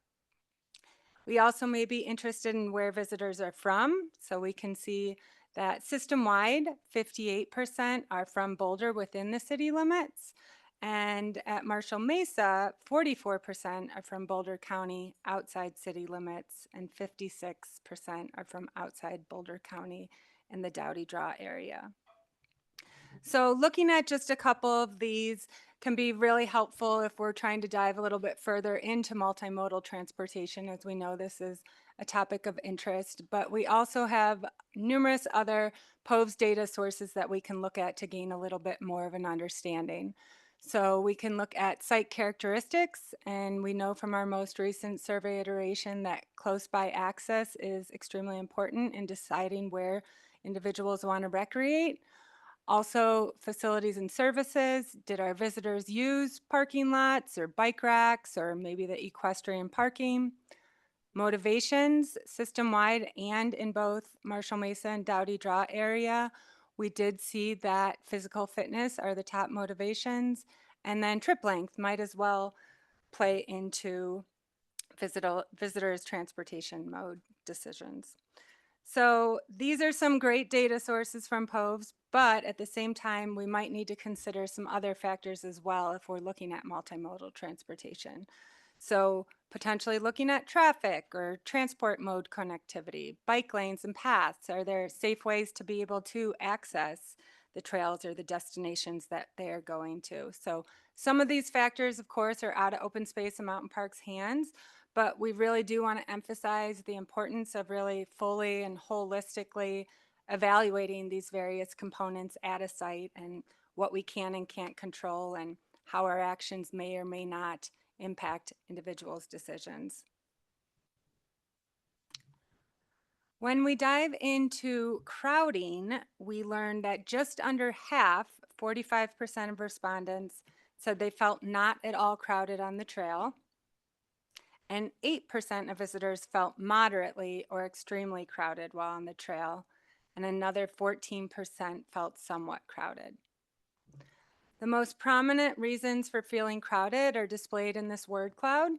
We can see people, we see dogs, we see bikers, runners, the word lots, that was lots of people, lots of bikers, lots of kids, lots of dogs, a couple parking lots. But what we found really interesting is when we look at the actual impact to visitors, we see that 87% of visitors felt the number of other visitors on the trail had no impact, or they were able to achieve their expected experiences. And 13% of visitors said crowding greatly or somewhat detracted from their experiences. So when we performed even further analysis, we learned that visitors who are more likely to feel impacted by crowding included runners, residents of the city of Boulder, those who are 30 to 39 years old, those who are visiting medium or high visitation class sites, and those who are visiting the West TSA. So circling back again to the adaptive management wheel, if open space and mountain parks was interested in setting desired conditions regarding crowding, we can look at our data, which we've started to do here, and we can see that 55% of OSMP visitors felt some level of crowding. We can also look at other data sources. We can also look and see what other agencies are doing. Like Colin mentioned earlier, Larimer County, they do have some standards that are set in place. And for example, for crowding, they do have a standard that is 35%, and they are meeting that standard for most of their locations. There's a few variations, but our other agencies next to us are taking some of these actions and creating some standards. Heidi, I don't know if you want us to wait for questions. Yeah, we can wait for questions, but Your let's call. come back to how they're doing that. I'd love to hear. Okay. One last slide and then. Yeah, one last slide, and then we're going to do the Power BI. So 3 slides, and then we'll open it up for questions on this section if that works. Okay. And then crowding, we may all think of a special spot in our system when we think of the word crowding. We may think of Chautauqua, and yes, it is a very high visitation location. We see 750,000 visits there a year. And yes, 68% do feel some level of crowding. And the reason that people are feeling crowding at this location are because of people, noise, parking, trail etiquette, and behaviors of other visitors, and trail design. However, only 5% had a negative impact to their trip experience, and everyone had a good or excellent overall trip. So this brings up another really important point. Do we look at individual experience components, or do we look at overall comprehensive experience ratings and the broader desired outcomes if we're looking at creating some of these desired conditions?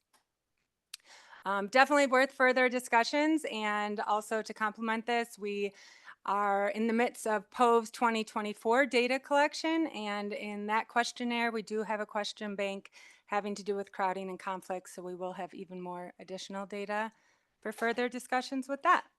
So I am going to pass it on to Colin to give 2 quick slides about our interactive report, and then we'll open it up to questions about this section before the second half. Yeah, so we certainly hoped this topic might pique interest in part because of the potential sort of complexities or layers to it. And so one of the things that we wanted to highlight, Anna Reed, who's one of our other senior analysts, she's not here, but she did a lot of work putting this interactive report together.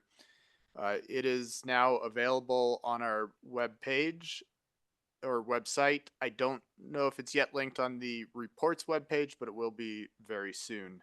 And it's out there for anyone to take a look at.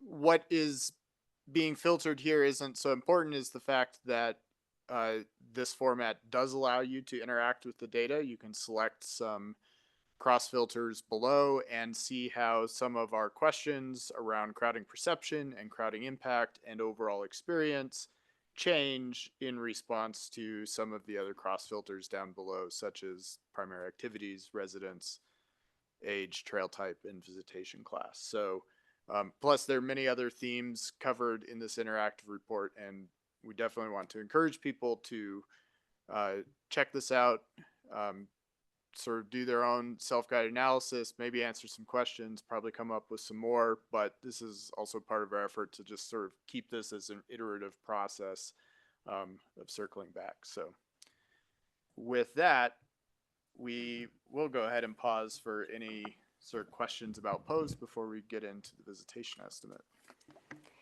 Thanks. This is really good stuff. Maybe we'll start with like clarifying questions around the data itself. Do we have any around the collection or like what we're seeing that we want clarified before we dive into any specific areas or concerns? Go ahead, Sarah. I felt a little, could we go back to the slide? I felt a little bit confused early on in the slides around the different demographics when you were talking about the age and the income, the relative to what's happening in the city population versus what were you seeing in your surveys? Sure. Yeah, we tried to streamline that one a little bit, but I can walk you through, or if you have specific questions. Yes. So I love graphs and charts and analysis like this, but if somehow what I was seeing on here compared to what I was hearing, the numbers I was hearing from you were different. And I was trying to keep up with, were you sharing the inverse of what you were showing up here? Could you go back through this for me? Yeah, Just a let's go like light through it version of and that? Let's go through each of the individual bars. I think that could be helpful in trying to get a clear understanding instead of just looking at the differences. So looking at the bottom green bar, we have 2016 to 2017 OSMP visitor survey data. So 3% of our visitor population reported being Hispanic, Spanish, or Latino origin. So that was in 2016, 2017. Now looking at the data in that same year for the larger, broader City of Boulder population, 9% identified as such. So that's a 6% difference there. So then when we're looking at the 2021-2023 visitor survey data, we do see that there was an increase in those who identified as Hispanic, Latino, or Spanish origin, an increase of 2%, that 3% to 5%, again, following those green bars. So we do see a slight increase. But when we compare it to the overall City of Boulder population, we see that it's 11%. So there's that 6% difference there, which is the same as the 6% difference at the bottom. So for each of these bars, if you compare green to green, 2% increase, blue to blue, 2% increase, both compared to each other, 6%. So, I know we had that before, we're trying to streamline. And then similar for the 100,000, but we do see an even greater increase. So let's go through that one. So the blue bars for that one are the broader population. So in the earlier data, the 2016 data, 32% had an income of 100,000 or more. Whereas our OSMP visitors, we're seeing an even higher percentage of OSMP visitors, 51%, have that $100,000 income. So that's for 2016, 2017 data. And then when we jump to our 2021 to 2023 visitor survey data, we can see that community-wide, 40% have $100,000 or more income, whereas our POVS data, we see 64%, so even higher. So the differences then between the first comparison is 19% compared to 24%. So this is an example where we're seeing even a greater difference over time. That makes sense. Okay. Lots of numbers, lots of bars. That was helpful. Thank you. Good question. Other clarifying questions around the data itself? I have, yeah, you have one or, yeah, go ahead. I think it's related to yours. Okay. So I just didn't understand what the basis was when you were talking about Larimer County had set a standard of 35%. Mm-hmm. The 35% of what? Yeah. Yeah, so the crowding, I guess it doesn't really show it in there. So, That was all right. I just didn't know if you had the notes. okay. Yeah, so Larimer County has a standard for perceived crowding being 35%. So what their visitors perceive. So more so aligning with our experiences. So maybe if we do go to that slide. So compared to ours, overall, system-wide, I threw out the number 55%. So that's the 100% minus the 45% that felt not at all crowded. So if we have 45% not feeling crowded, of course, we have the 55% who are feeling crowded. So that is somewhat comparable. We would have to look further to see if it's 100% comparable. But the main point with that, what we're trying to share is that they do have desired income or desired conditions. set for crowding perceptions. Some of their sites, I will say, go above that. We did see that, but overall, the majority is at 35%. Thanks, Heidi. Following up, is 35 a cap that Larimer County doesn't want to exceed, or is 35 a goal that Larimer County wants to hit? It's, or go ahead. Yeah, it's Standard. it's a cap. It's the standard. What they don't necessarily have explicitly outlined is what they're going to do. Yeah. I mean, they don't Mm-hmm. have that set of sort of pre-selected responses in sort of the full adaptive management process, but they do state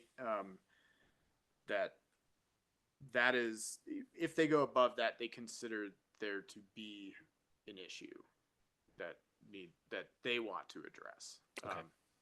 Thanks. Is essentially how they're framing it at the moment. So. And they also have further breakdowns, whether that just be in general, like looking at this, we're looking at system wide, but they also had select breakdowns like time of the day or bikers compared to other different user groups. So there are some other breakdowns that we can look at.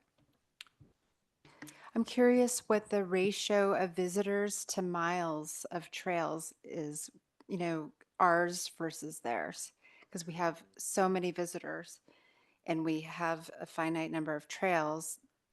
Laramie County, I think, has a lot of trails, but not as many visitors. So I think I'm guessing it's probably easier to manage that to that, I don't know, that artificial standard. Yeah. And as if we decide 35 or 40 or 45 or select sites or depending on, how we decide to do it, we can be open to that. And that's just Laramie, we can look at other agencies as well. So. Yeah, I think we all know Boulder's a much older system, much more surrounded by an urban than, let's say, the counties, which tend to be a little bit of a newer system, a little bit more rural setting, like our Boulder County friends. And the access points in our urban interface are just, we have hundreds, 115 sort of designated access points, formal, and then a whole bunch of informal ones. So our system is much more porous than our county partners as well. That's true. And I guess the last thing I'll throw in, maybe related to this, is that closely related to that, they do also talk about an overall experience measure. They have a goal of 80% or more reporting a positive overall experience or services that they receive. And so our 87% is above that. And again, it's not that we're suggesting any particular number. It's more that other agencies are grappling with this, and we have sort of set up similar things. There's those two ends of the spectrum, sort of the individual measures that go into it, which certainly do play a role in affecting the overall outcomes, but there are typically a lot of measures that go into the overall outcomes. And so that's discussions to be had, is sort of what is the focus there. I have one kind of basic question because the data seems to conflict. Like it seems like we're making the assumption that crowding equals a negative experience, right? That's what I was kind of hearing. Like we're that's surprised. What we're trying to say actually the opposite of. So specifically here, if we're saying, we have that displayed, yes. So we're saying 55% are feeling some level of crowding based on this slide. 55% are feeling some level of crowding. And the impact, 87% felt the number of other visitors on the trail had no impact, or they were able to achieve their expected experiences. Right. And then 13% said that it greatly or somewhat detracted. So even though they had this experience and they might have felt crowded, the impact might not be as big as we're thinking. Right. So kind we're of the like trying to opposite. fix crowding, but if people are, but why fix something when they're still having a positive Well, I experience? think what we're saying here is you could look at the data in two different ways. You could look at it as, if we wanted to approach this as an issue, do we want to approach it as a crowding issue or an impact issue? And then the data could tell us information on both those issues. Yes, and similarly at specifically Chautauqua here, yes, 68% felt some level of crowding, so that's more than half. But only 5%, which is quite small, had a negative impact to their trip or experience. So Yeah, I find that everyone had a great or good or excellent time overall. I find that interesting, along with the trend that more people are coming alone. And so that makes me feel a little sad because I feel like, that maybe people are more alienated. I know during COVID times, that was definitely the case where people were feeling alone, and now more people are recreating alone. And so maybe crowding and seeing other people on the trail is actually not a bad thing if you, especially if you are getting older and that older demographic and you don't have your grandchildren around or something, and this is your one avenue to have human contact. Just an observation. Go ahead, John. And we can look at the data even further and look at, different age groups or different recreationists and kind of really dive into that. Again, this is just the very beginning. There's so much we can do with this data, but really seeing how that changes. And visitor experience is a cumulative process over a period of time. We ask questions about perceptions sort of related to arrival on the trail. Part of the reason of casting sort of a large net is to then also be able to understand the sensitivity either on a site by site basis or by some of these sub-analysis areas. And I might actually throw out that probably thinking about it in terms of an area, because there's multiple places that input into a trail network. So it's not just about which access point did you sort of enter through. But again, going back to, crowding may also have different levels of impact on the experience depending on what other experiences people are having throughout their trip, which we also ask about. So there's definitely more complexities to this than just that top level of crowding. Yeah. Thank you for answering this. I think I was the one who asked this question because I was trying to understand the data, and I think it paints a very clear picture that, it doesn't seem like there's a correlation between crowding and having a negative experience. And I get a sense that in the community a lot, there's a lot of people saying that the crowding is causing negative experiences for people, but I think the data tells us a very different story. Also, I'll note I do a lot of user or customer satisfaction surveys in my work life, and an 87% satisfaction score is an amazing score. I wish I had an 87% satisfaction score at work right now. So that's a really great score, and it tells me we're providing really great experiences to our visitors, which is awesome. I was just curious why are the 30 somethings feeling more impacted? I'm no longer in that cohort. I'm just what's going on? Is that the millennials? Maybe their motivations of why they're coming to open space and mountain parks to get away from their families, to get away from whatever. There we go. Okay, I can relate to that as a mom, actually. And then also the runners, that makes a lot of sense to me. I think when you dial into who is feeling impacted, I mean, when you're out there trying to run, you're having to go wind around people, et cetera. So I thought it was a really useful. Yeah. Go ahead, Harmon. Yeah, so sort of bleeding into the next survey topic that we're going to go to after, well, I don't know if we're going to have a break, but I was so fascinated by the tables at the end of that report with the utilization of all the different trails and trailheads that we have in the system. And I like to kind of get out there and not see a lot of people. So I'm saying, oh, this is great. This is the best thing about being on OSBT is I get this packet and I can figure out which trails nobody uses, so I can go out to these things. And so thinking about the question I asked before, whether 35% was a cap or a target, there's some sense that the system is here so people can use it. And why do we maintain trails that nobody is using? And I think for me, what I'm hearing is that with the satisfaction being as high as it is, maybe there's a lot of self-selection going on, that people who want a solitary experience find the trails that nobody's on. People who like crowds go to Chautauqua, go to Marshall Mesa, whatever. And, if you have one bad experience, oh, it's too many people, you go to you don't go back to that trail. And if you like lots of people, you keep going back to that trail. And so, I mean, I'm not telling you what I think you ought to do with the data, But I didn't see anything in the data that says, geez, we've got a problem that we have to solve for right now. And I think maybe just having a big, porous system like Dan called it actually allows everybody to self-select and find the kind of trail they want to have, the kind of experience they want to have. And that's why we have 87% satisfaction.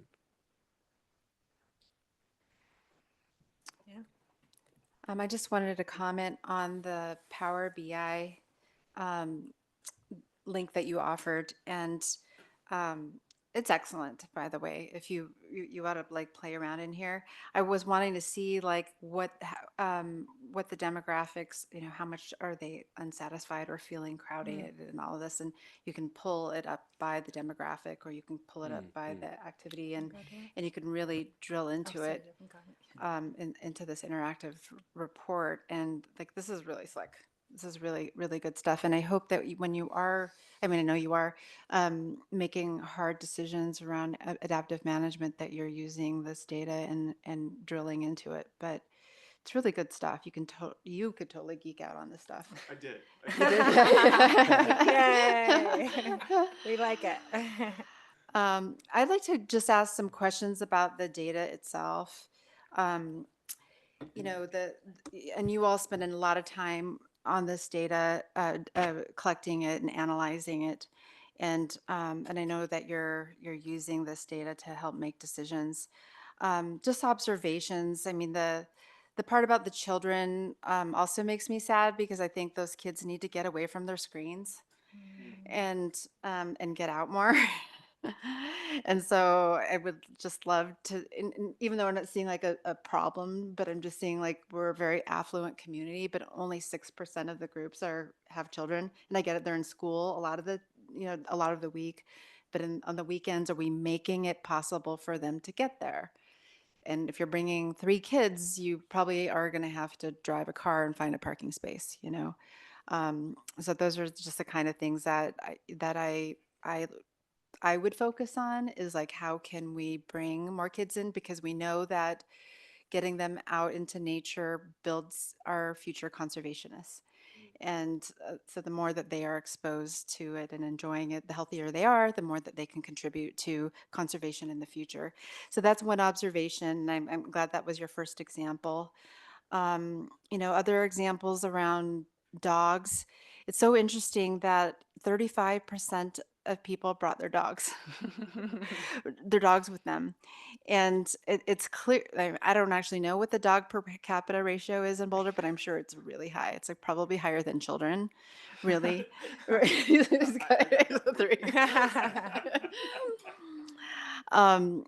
think it's great, because it's like, I know my dog forces me to get outside because he needs a walk.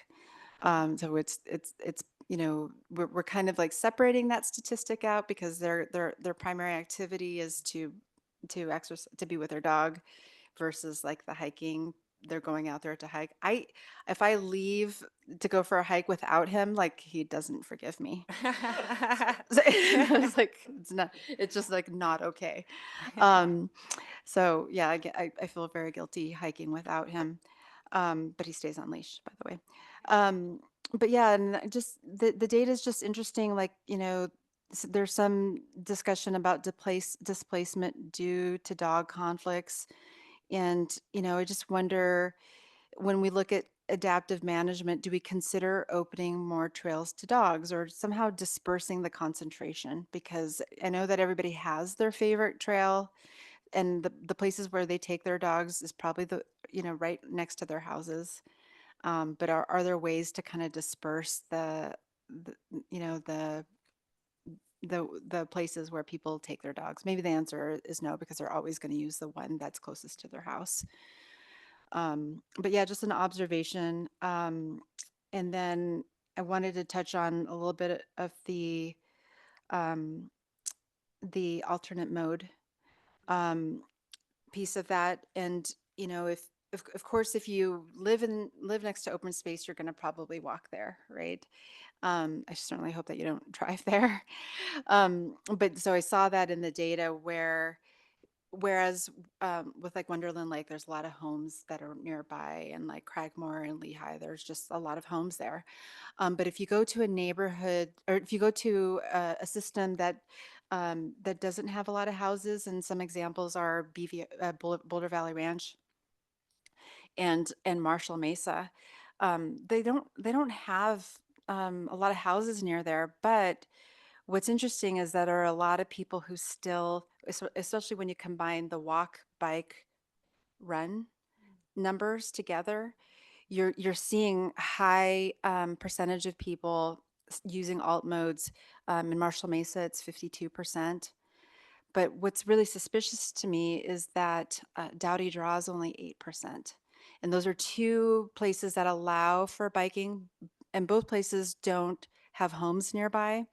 I will say that Marshall Mesa has more access to a multi path trail, so that allows for the ability for people to bike there. Dowdy Draw is only 8%, and that does allow for biking, but unless you have a lot of time in your day, more than the 1 to 2 hours that people actually have on average are recording that they spend time on open space, it's pretty hard to get to Dowdy Draw by bike. It's certainly not, it's not easy, and it's not safe to get there. And so I see that as a big opportunity for us, because Dowdy Draw and Mesa are so close to one another, but the access is different. Like, it's a lot longer to get to Dowdy Draw, and so it's easier to get in a car. The issue with that is there's horrible parking challenges there, and so people are routing and they're doing laps around the parking lot trying to find parking. I think it's terrible that people are parking on El Dorado Drive generally, and I don't even think it's legal, but they are doing it. And I know that we do have a trailhead project set up there, so I think that's a good place where we could use the data to say, this is a perfect example of why we ought to be considering alternate modes to our trailheads. And that particular data point of, wow, only 8% of people are getting there. And it has one of the few areas where you can do single track biking. Do you want to hop in? Go ahead. Yeah, I actually had an experience trying to get to Dowdy Draw the other day because I didn't want to park at Marshall Mesa with the project starting. And if you look at the trail map, along Broadway, there's the Boulder Creek, the South Boulder Creek trailhead, which it's a pretty flat trail from there to Dowdy Draw. But I I decided not to do that because I knew even if I could ride a bike, and I wasn't sure if I could ride a bike from there to Mesa Trail. I knew once I got to Mesa Trail, I was gonna have to. There's no way I could get from the connection of that South Boulder Creek Trail through Mesa Trail to the Dowdy Draw parking lot. So, if there was some way of making a bikeable connection from Broadway across that pasture land, basically, it's pretty flat. That could be a way to increase multimodal usage of the Dowdy Draw trailhead. That's a great point, and I have walked that segment, and I'd love to walk it with you, Harmon, because I think that is a perfect example of an opportunity for us to get people to Dowdy Draw without getting in a car, and to keep them safe, and using assets that are already in place with And, minimal work. and by the way, we did park on El Dorado because the trailhead was full at the parking lot and on both sides of the road. And it is legal, It is, okay. but there's a section of it which is marked no parking, so you have to park further down. I gotcha. Yeah. And you made a comment, Heidi, about there being parking on the street for Marshall Valley. Is that true as well? On the shoulder, it is actually allowed? Okay, that seems really dangerous to me. Because it would impact the visibility, because there are road cyclists who are also trying to bike through there. And if you have a car there, you're not going to be able to see around them, around the.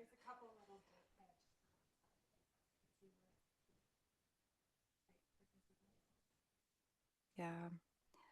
And then I guess the other pieces of the data itself, when was a wonky statistic I saw in there that 0.3% of the Chautauqua respondents stated that biking was their primary activity.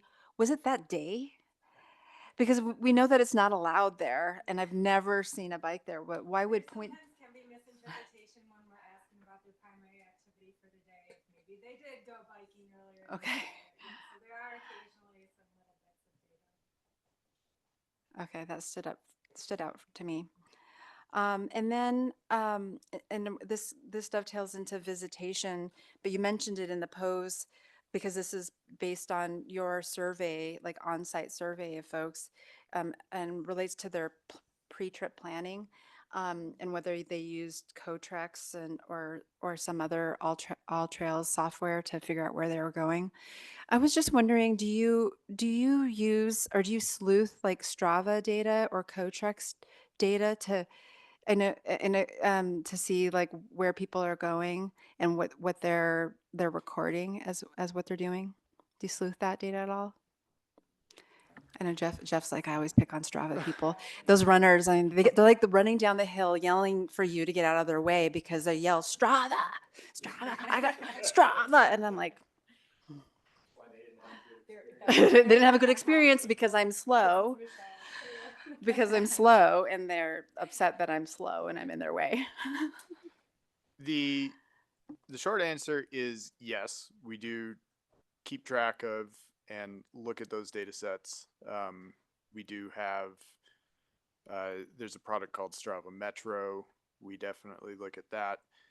We have also looked at mobility data sets, cell phone data sets in the past. The issue that we continually run up against is that we can't really, it's very difficult to determine what subset of the population those data sources are representing or skewed towards.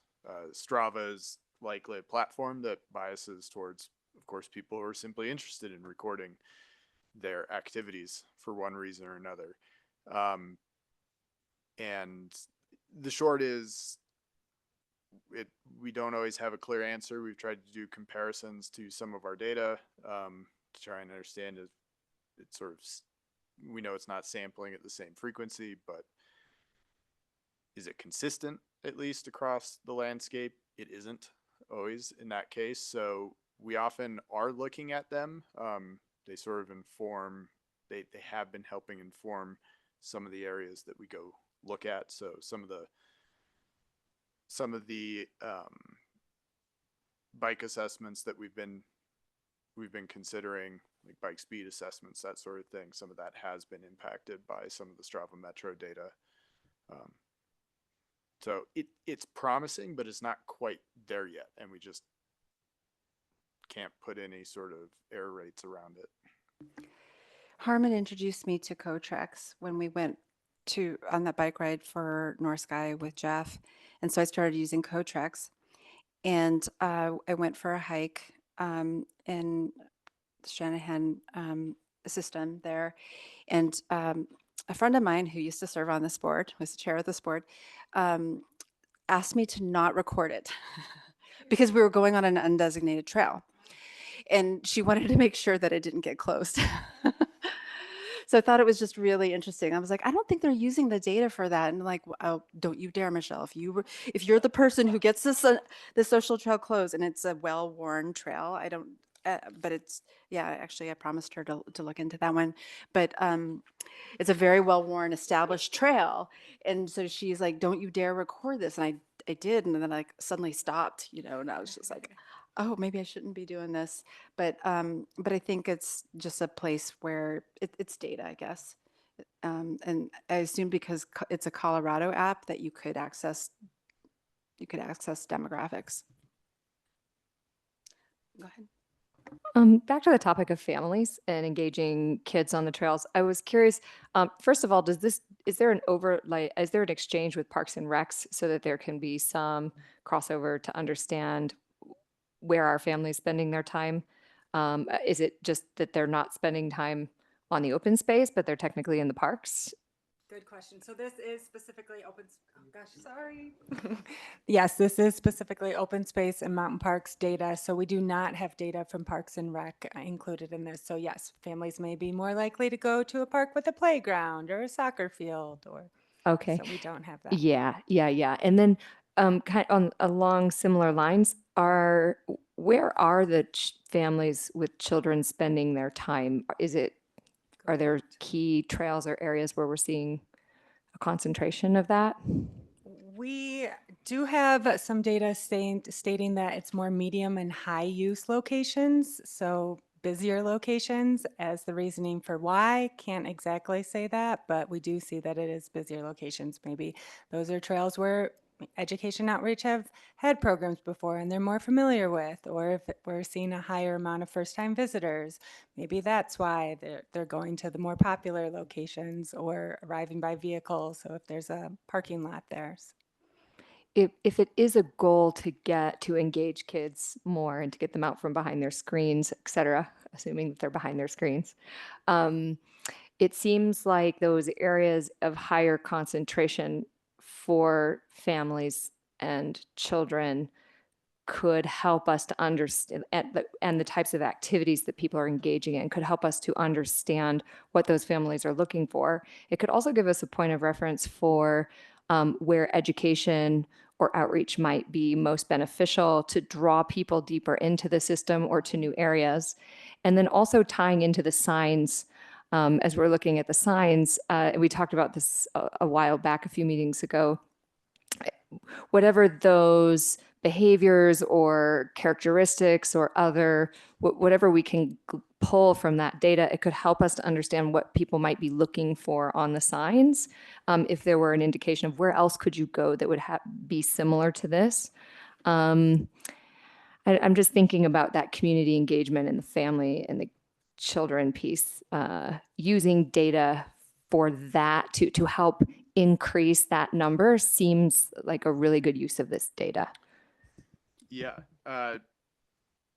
Just want to chime in really quick, and then maybe we can move to the estimate portion too. But I love where this questioning is going because it's in line with sort of how we think and definitely how we want to approach the data, which is we see a difference, it piques our interest, and then the next question is, well, why are we seeing that difference? And is it reasonable to see that difference? And it's certainly in the case of open space and mountain parks, is that difference because of something that we feasibly have some influence over and want to have some influence over, or are there external factors to that?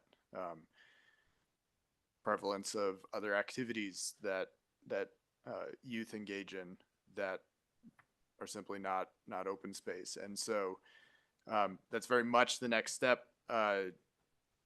Sort of picking what to dive into is always the tough part because it is time and data intensive, but we're certainly excited to do that. And I will once those chime. priorities are Yes, and I will chime in. Our education team has done a really great job of using our data. They use our data for targeting specific individuals that they want to come out onto the system and the types of programs that they are offering. And they've made some adjustments over the years based on our data. So, yeah. Yeah, I was just going to add before we move on to the visitation estimate. Just listening to the conversation, I think this is exactly what we were hoping for this agenda item to kind of generate. We have I'll say it one more time, we have a wealth of data, so much great information. I think the piece that we need, that we're anxious to learn more about and do more about and maybe need to do with the board is to really understand, just like you're saying, Sarah, I think we call it desired future conditions, but what is it that we would like to see or would like to expect to see, specifically with the families? If we set a target to say, hey, we want the next survey to indicate that X% of families are visiting, how do we get there? And so I think that's kind of the message when Colin was showing the adaptive management wheel and understanding what the goal would be and how do we set thresholds and monitor and action, so whether it's multimodal access, families, et cetera, et cetera. So that's kind of the real overall concept that we were hoping to really hear from you all. We have a variety of projects and topics and initiatives next year that we just talked about at the retreat recently that this data could use and help to inform as well. So that was kind of that overarching theme. I just wanted to point that out. Jeff, we don't have a sort of board post-mortem item on the agenda, so I'm just going to take this opportunity to give a high-level comment of my own in response to and tagging on to what you just said. At the retreat, I was a little squeamish about Brady's continual push to have shorter presentations. I didn't want staff to take that the wrong way. You bring us a lot of great information. There's no reason why we should, be asking for these tiny executive summaries. But Brady's a smart guy, and I think if he were here, he'd be extremely happy, and I know I am, at the way this played out. That you trimmed the presentation down, and then we had a more vibrant discussion to follow, allowing you to get deeper into your data and us to ask questions. And so, for whatever reason, maybe it's just the way you presented or the given night, or maybe it's the shorter presentation, leaving more room for questions. It's worked out great. And thank you, Dan. And I think it really, it's awesome. There's more. Agree. And do we want to roll right into visitation, or do you want to break? Is that Probably 10 minutes. 10-minute presentation. okay? Let's do it. All right. So I know a lot of people have been waiting for this information. Number one question that I certainly get all the time is, sort of what's going on with our overall visitation. And has our estimate increased? The short answer is yes. Over the 3 reporting periods, and I didn't give the extended year ranges, I'm just calling these the reporting periods, we do see that our estimate of system-wide annual visitation has increased from about 4.68 million in 2005 to 6.17 million as of our most recent. And this is detailed in the report as well, but this is visits, not visitors.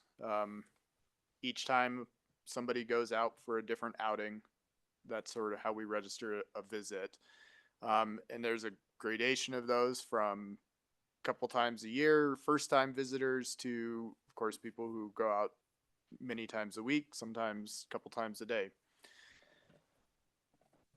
But really, it's not quite so simple when we talk about visitation as simply an overall estimate.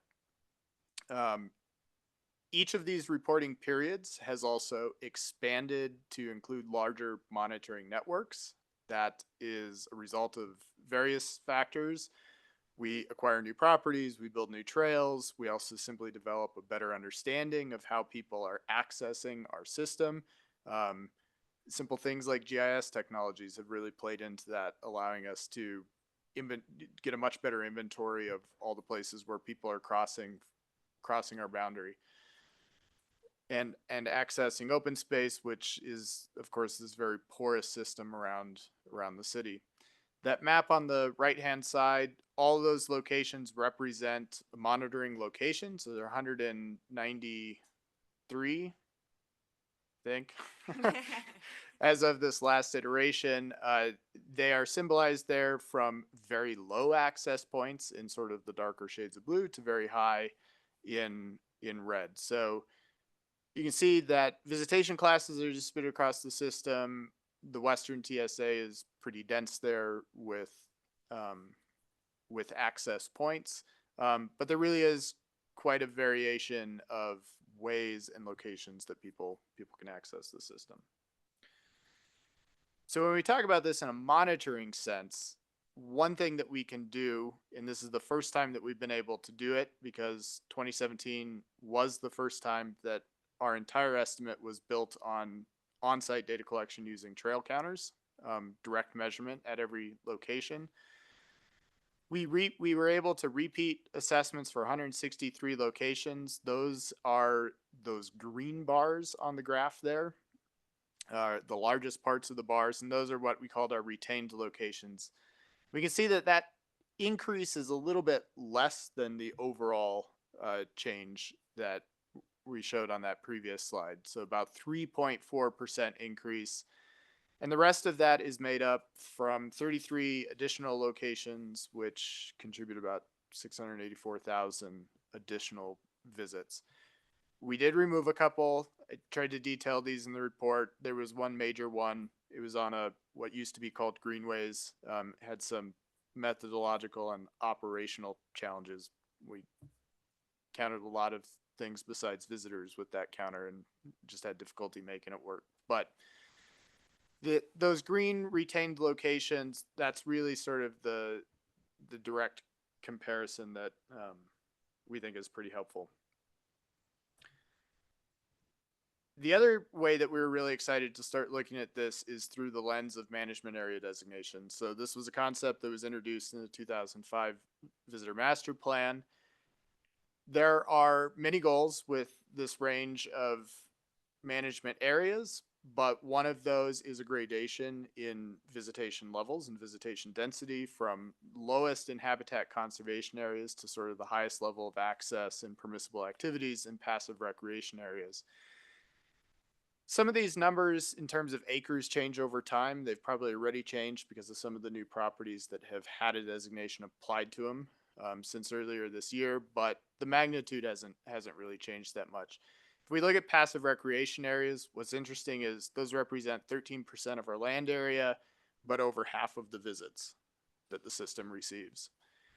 On the other end of the spectrum are habitat conservation areas. Those are about 35% of our land area, and they receive 6%. A lot of details that could go into all the desired conditions we might like to see around visitation to these, but at least in terms of the overall gradient that was laid out, this very much matches the intent of what was set out in the VMP.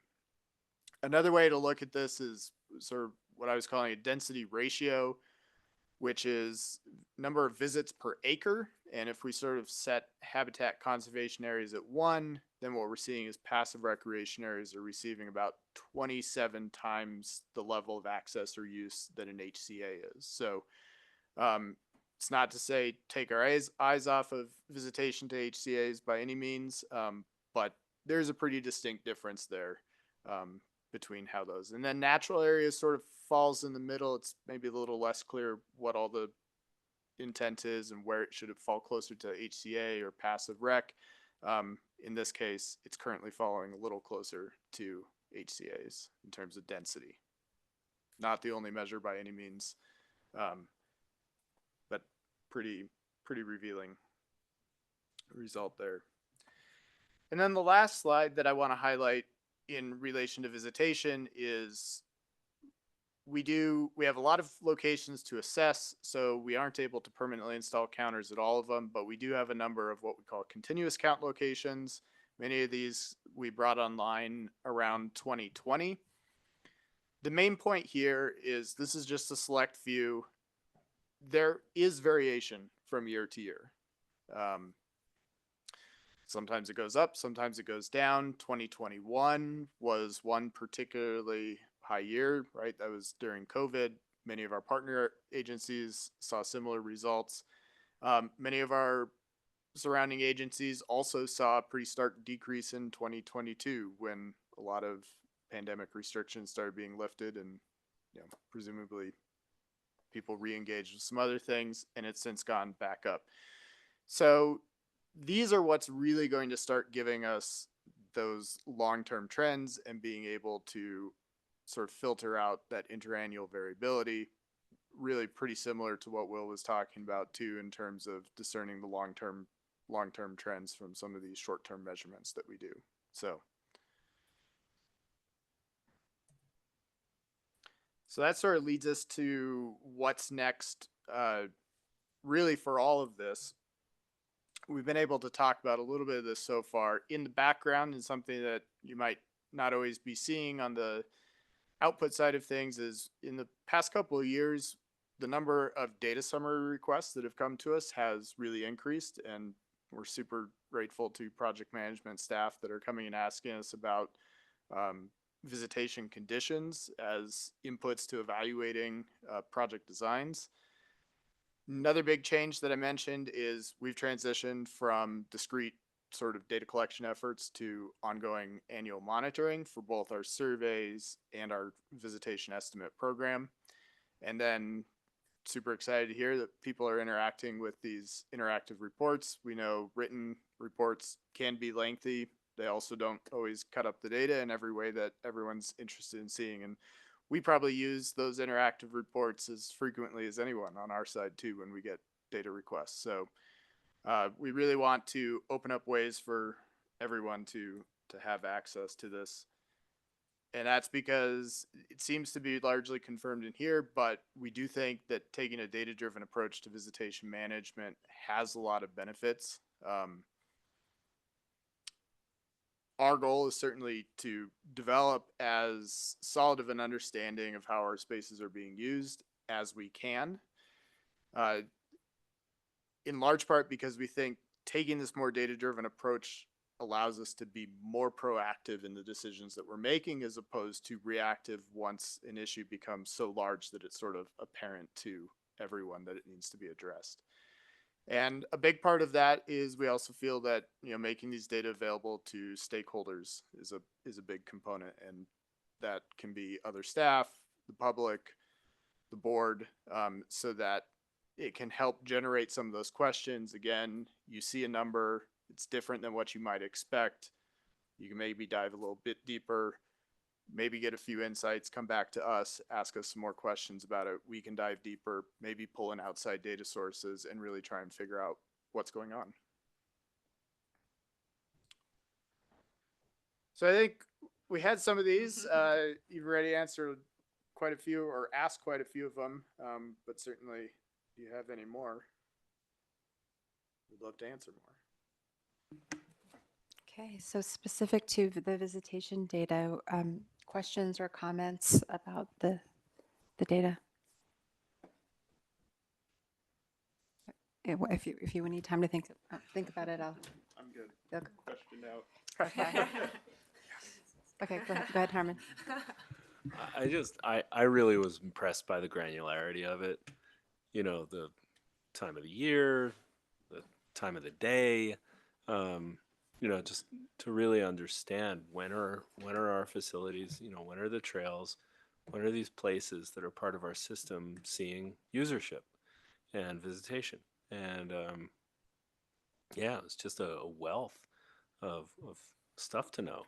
And, you know, now I know exactly what time of day and which trail. Yeah, no, really amazing.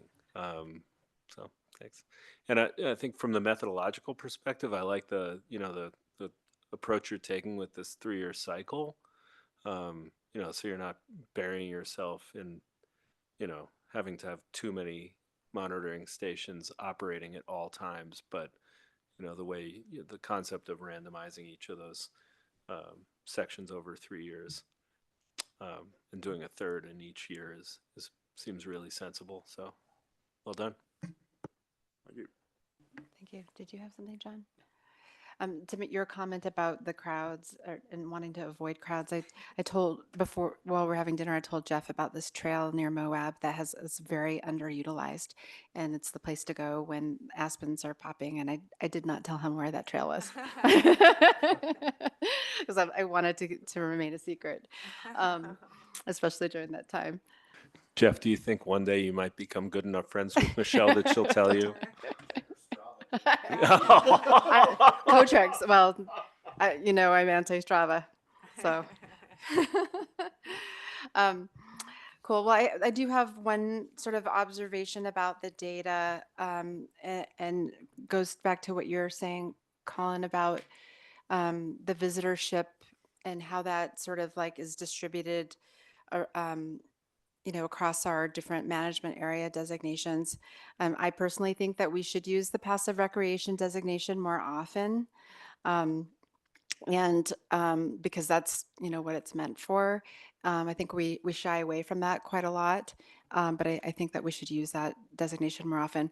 But I wanted to bring up the data point regarding HCAs because the ones that you brought up that had the highest visitorship is oh gosh, Gulch. Lost Gulch. Yeah, and my prediction is that that number is going to go to be very high when you get data about North Sky in there.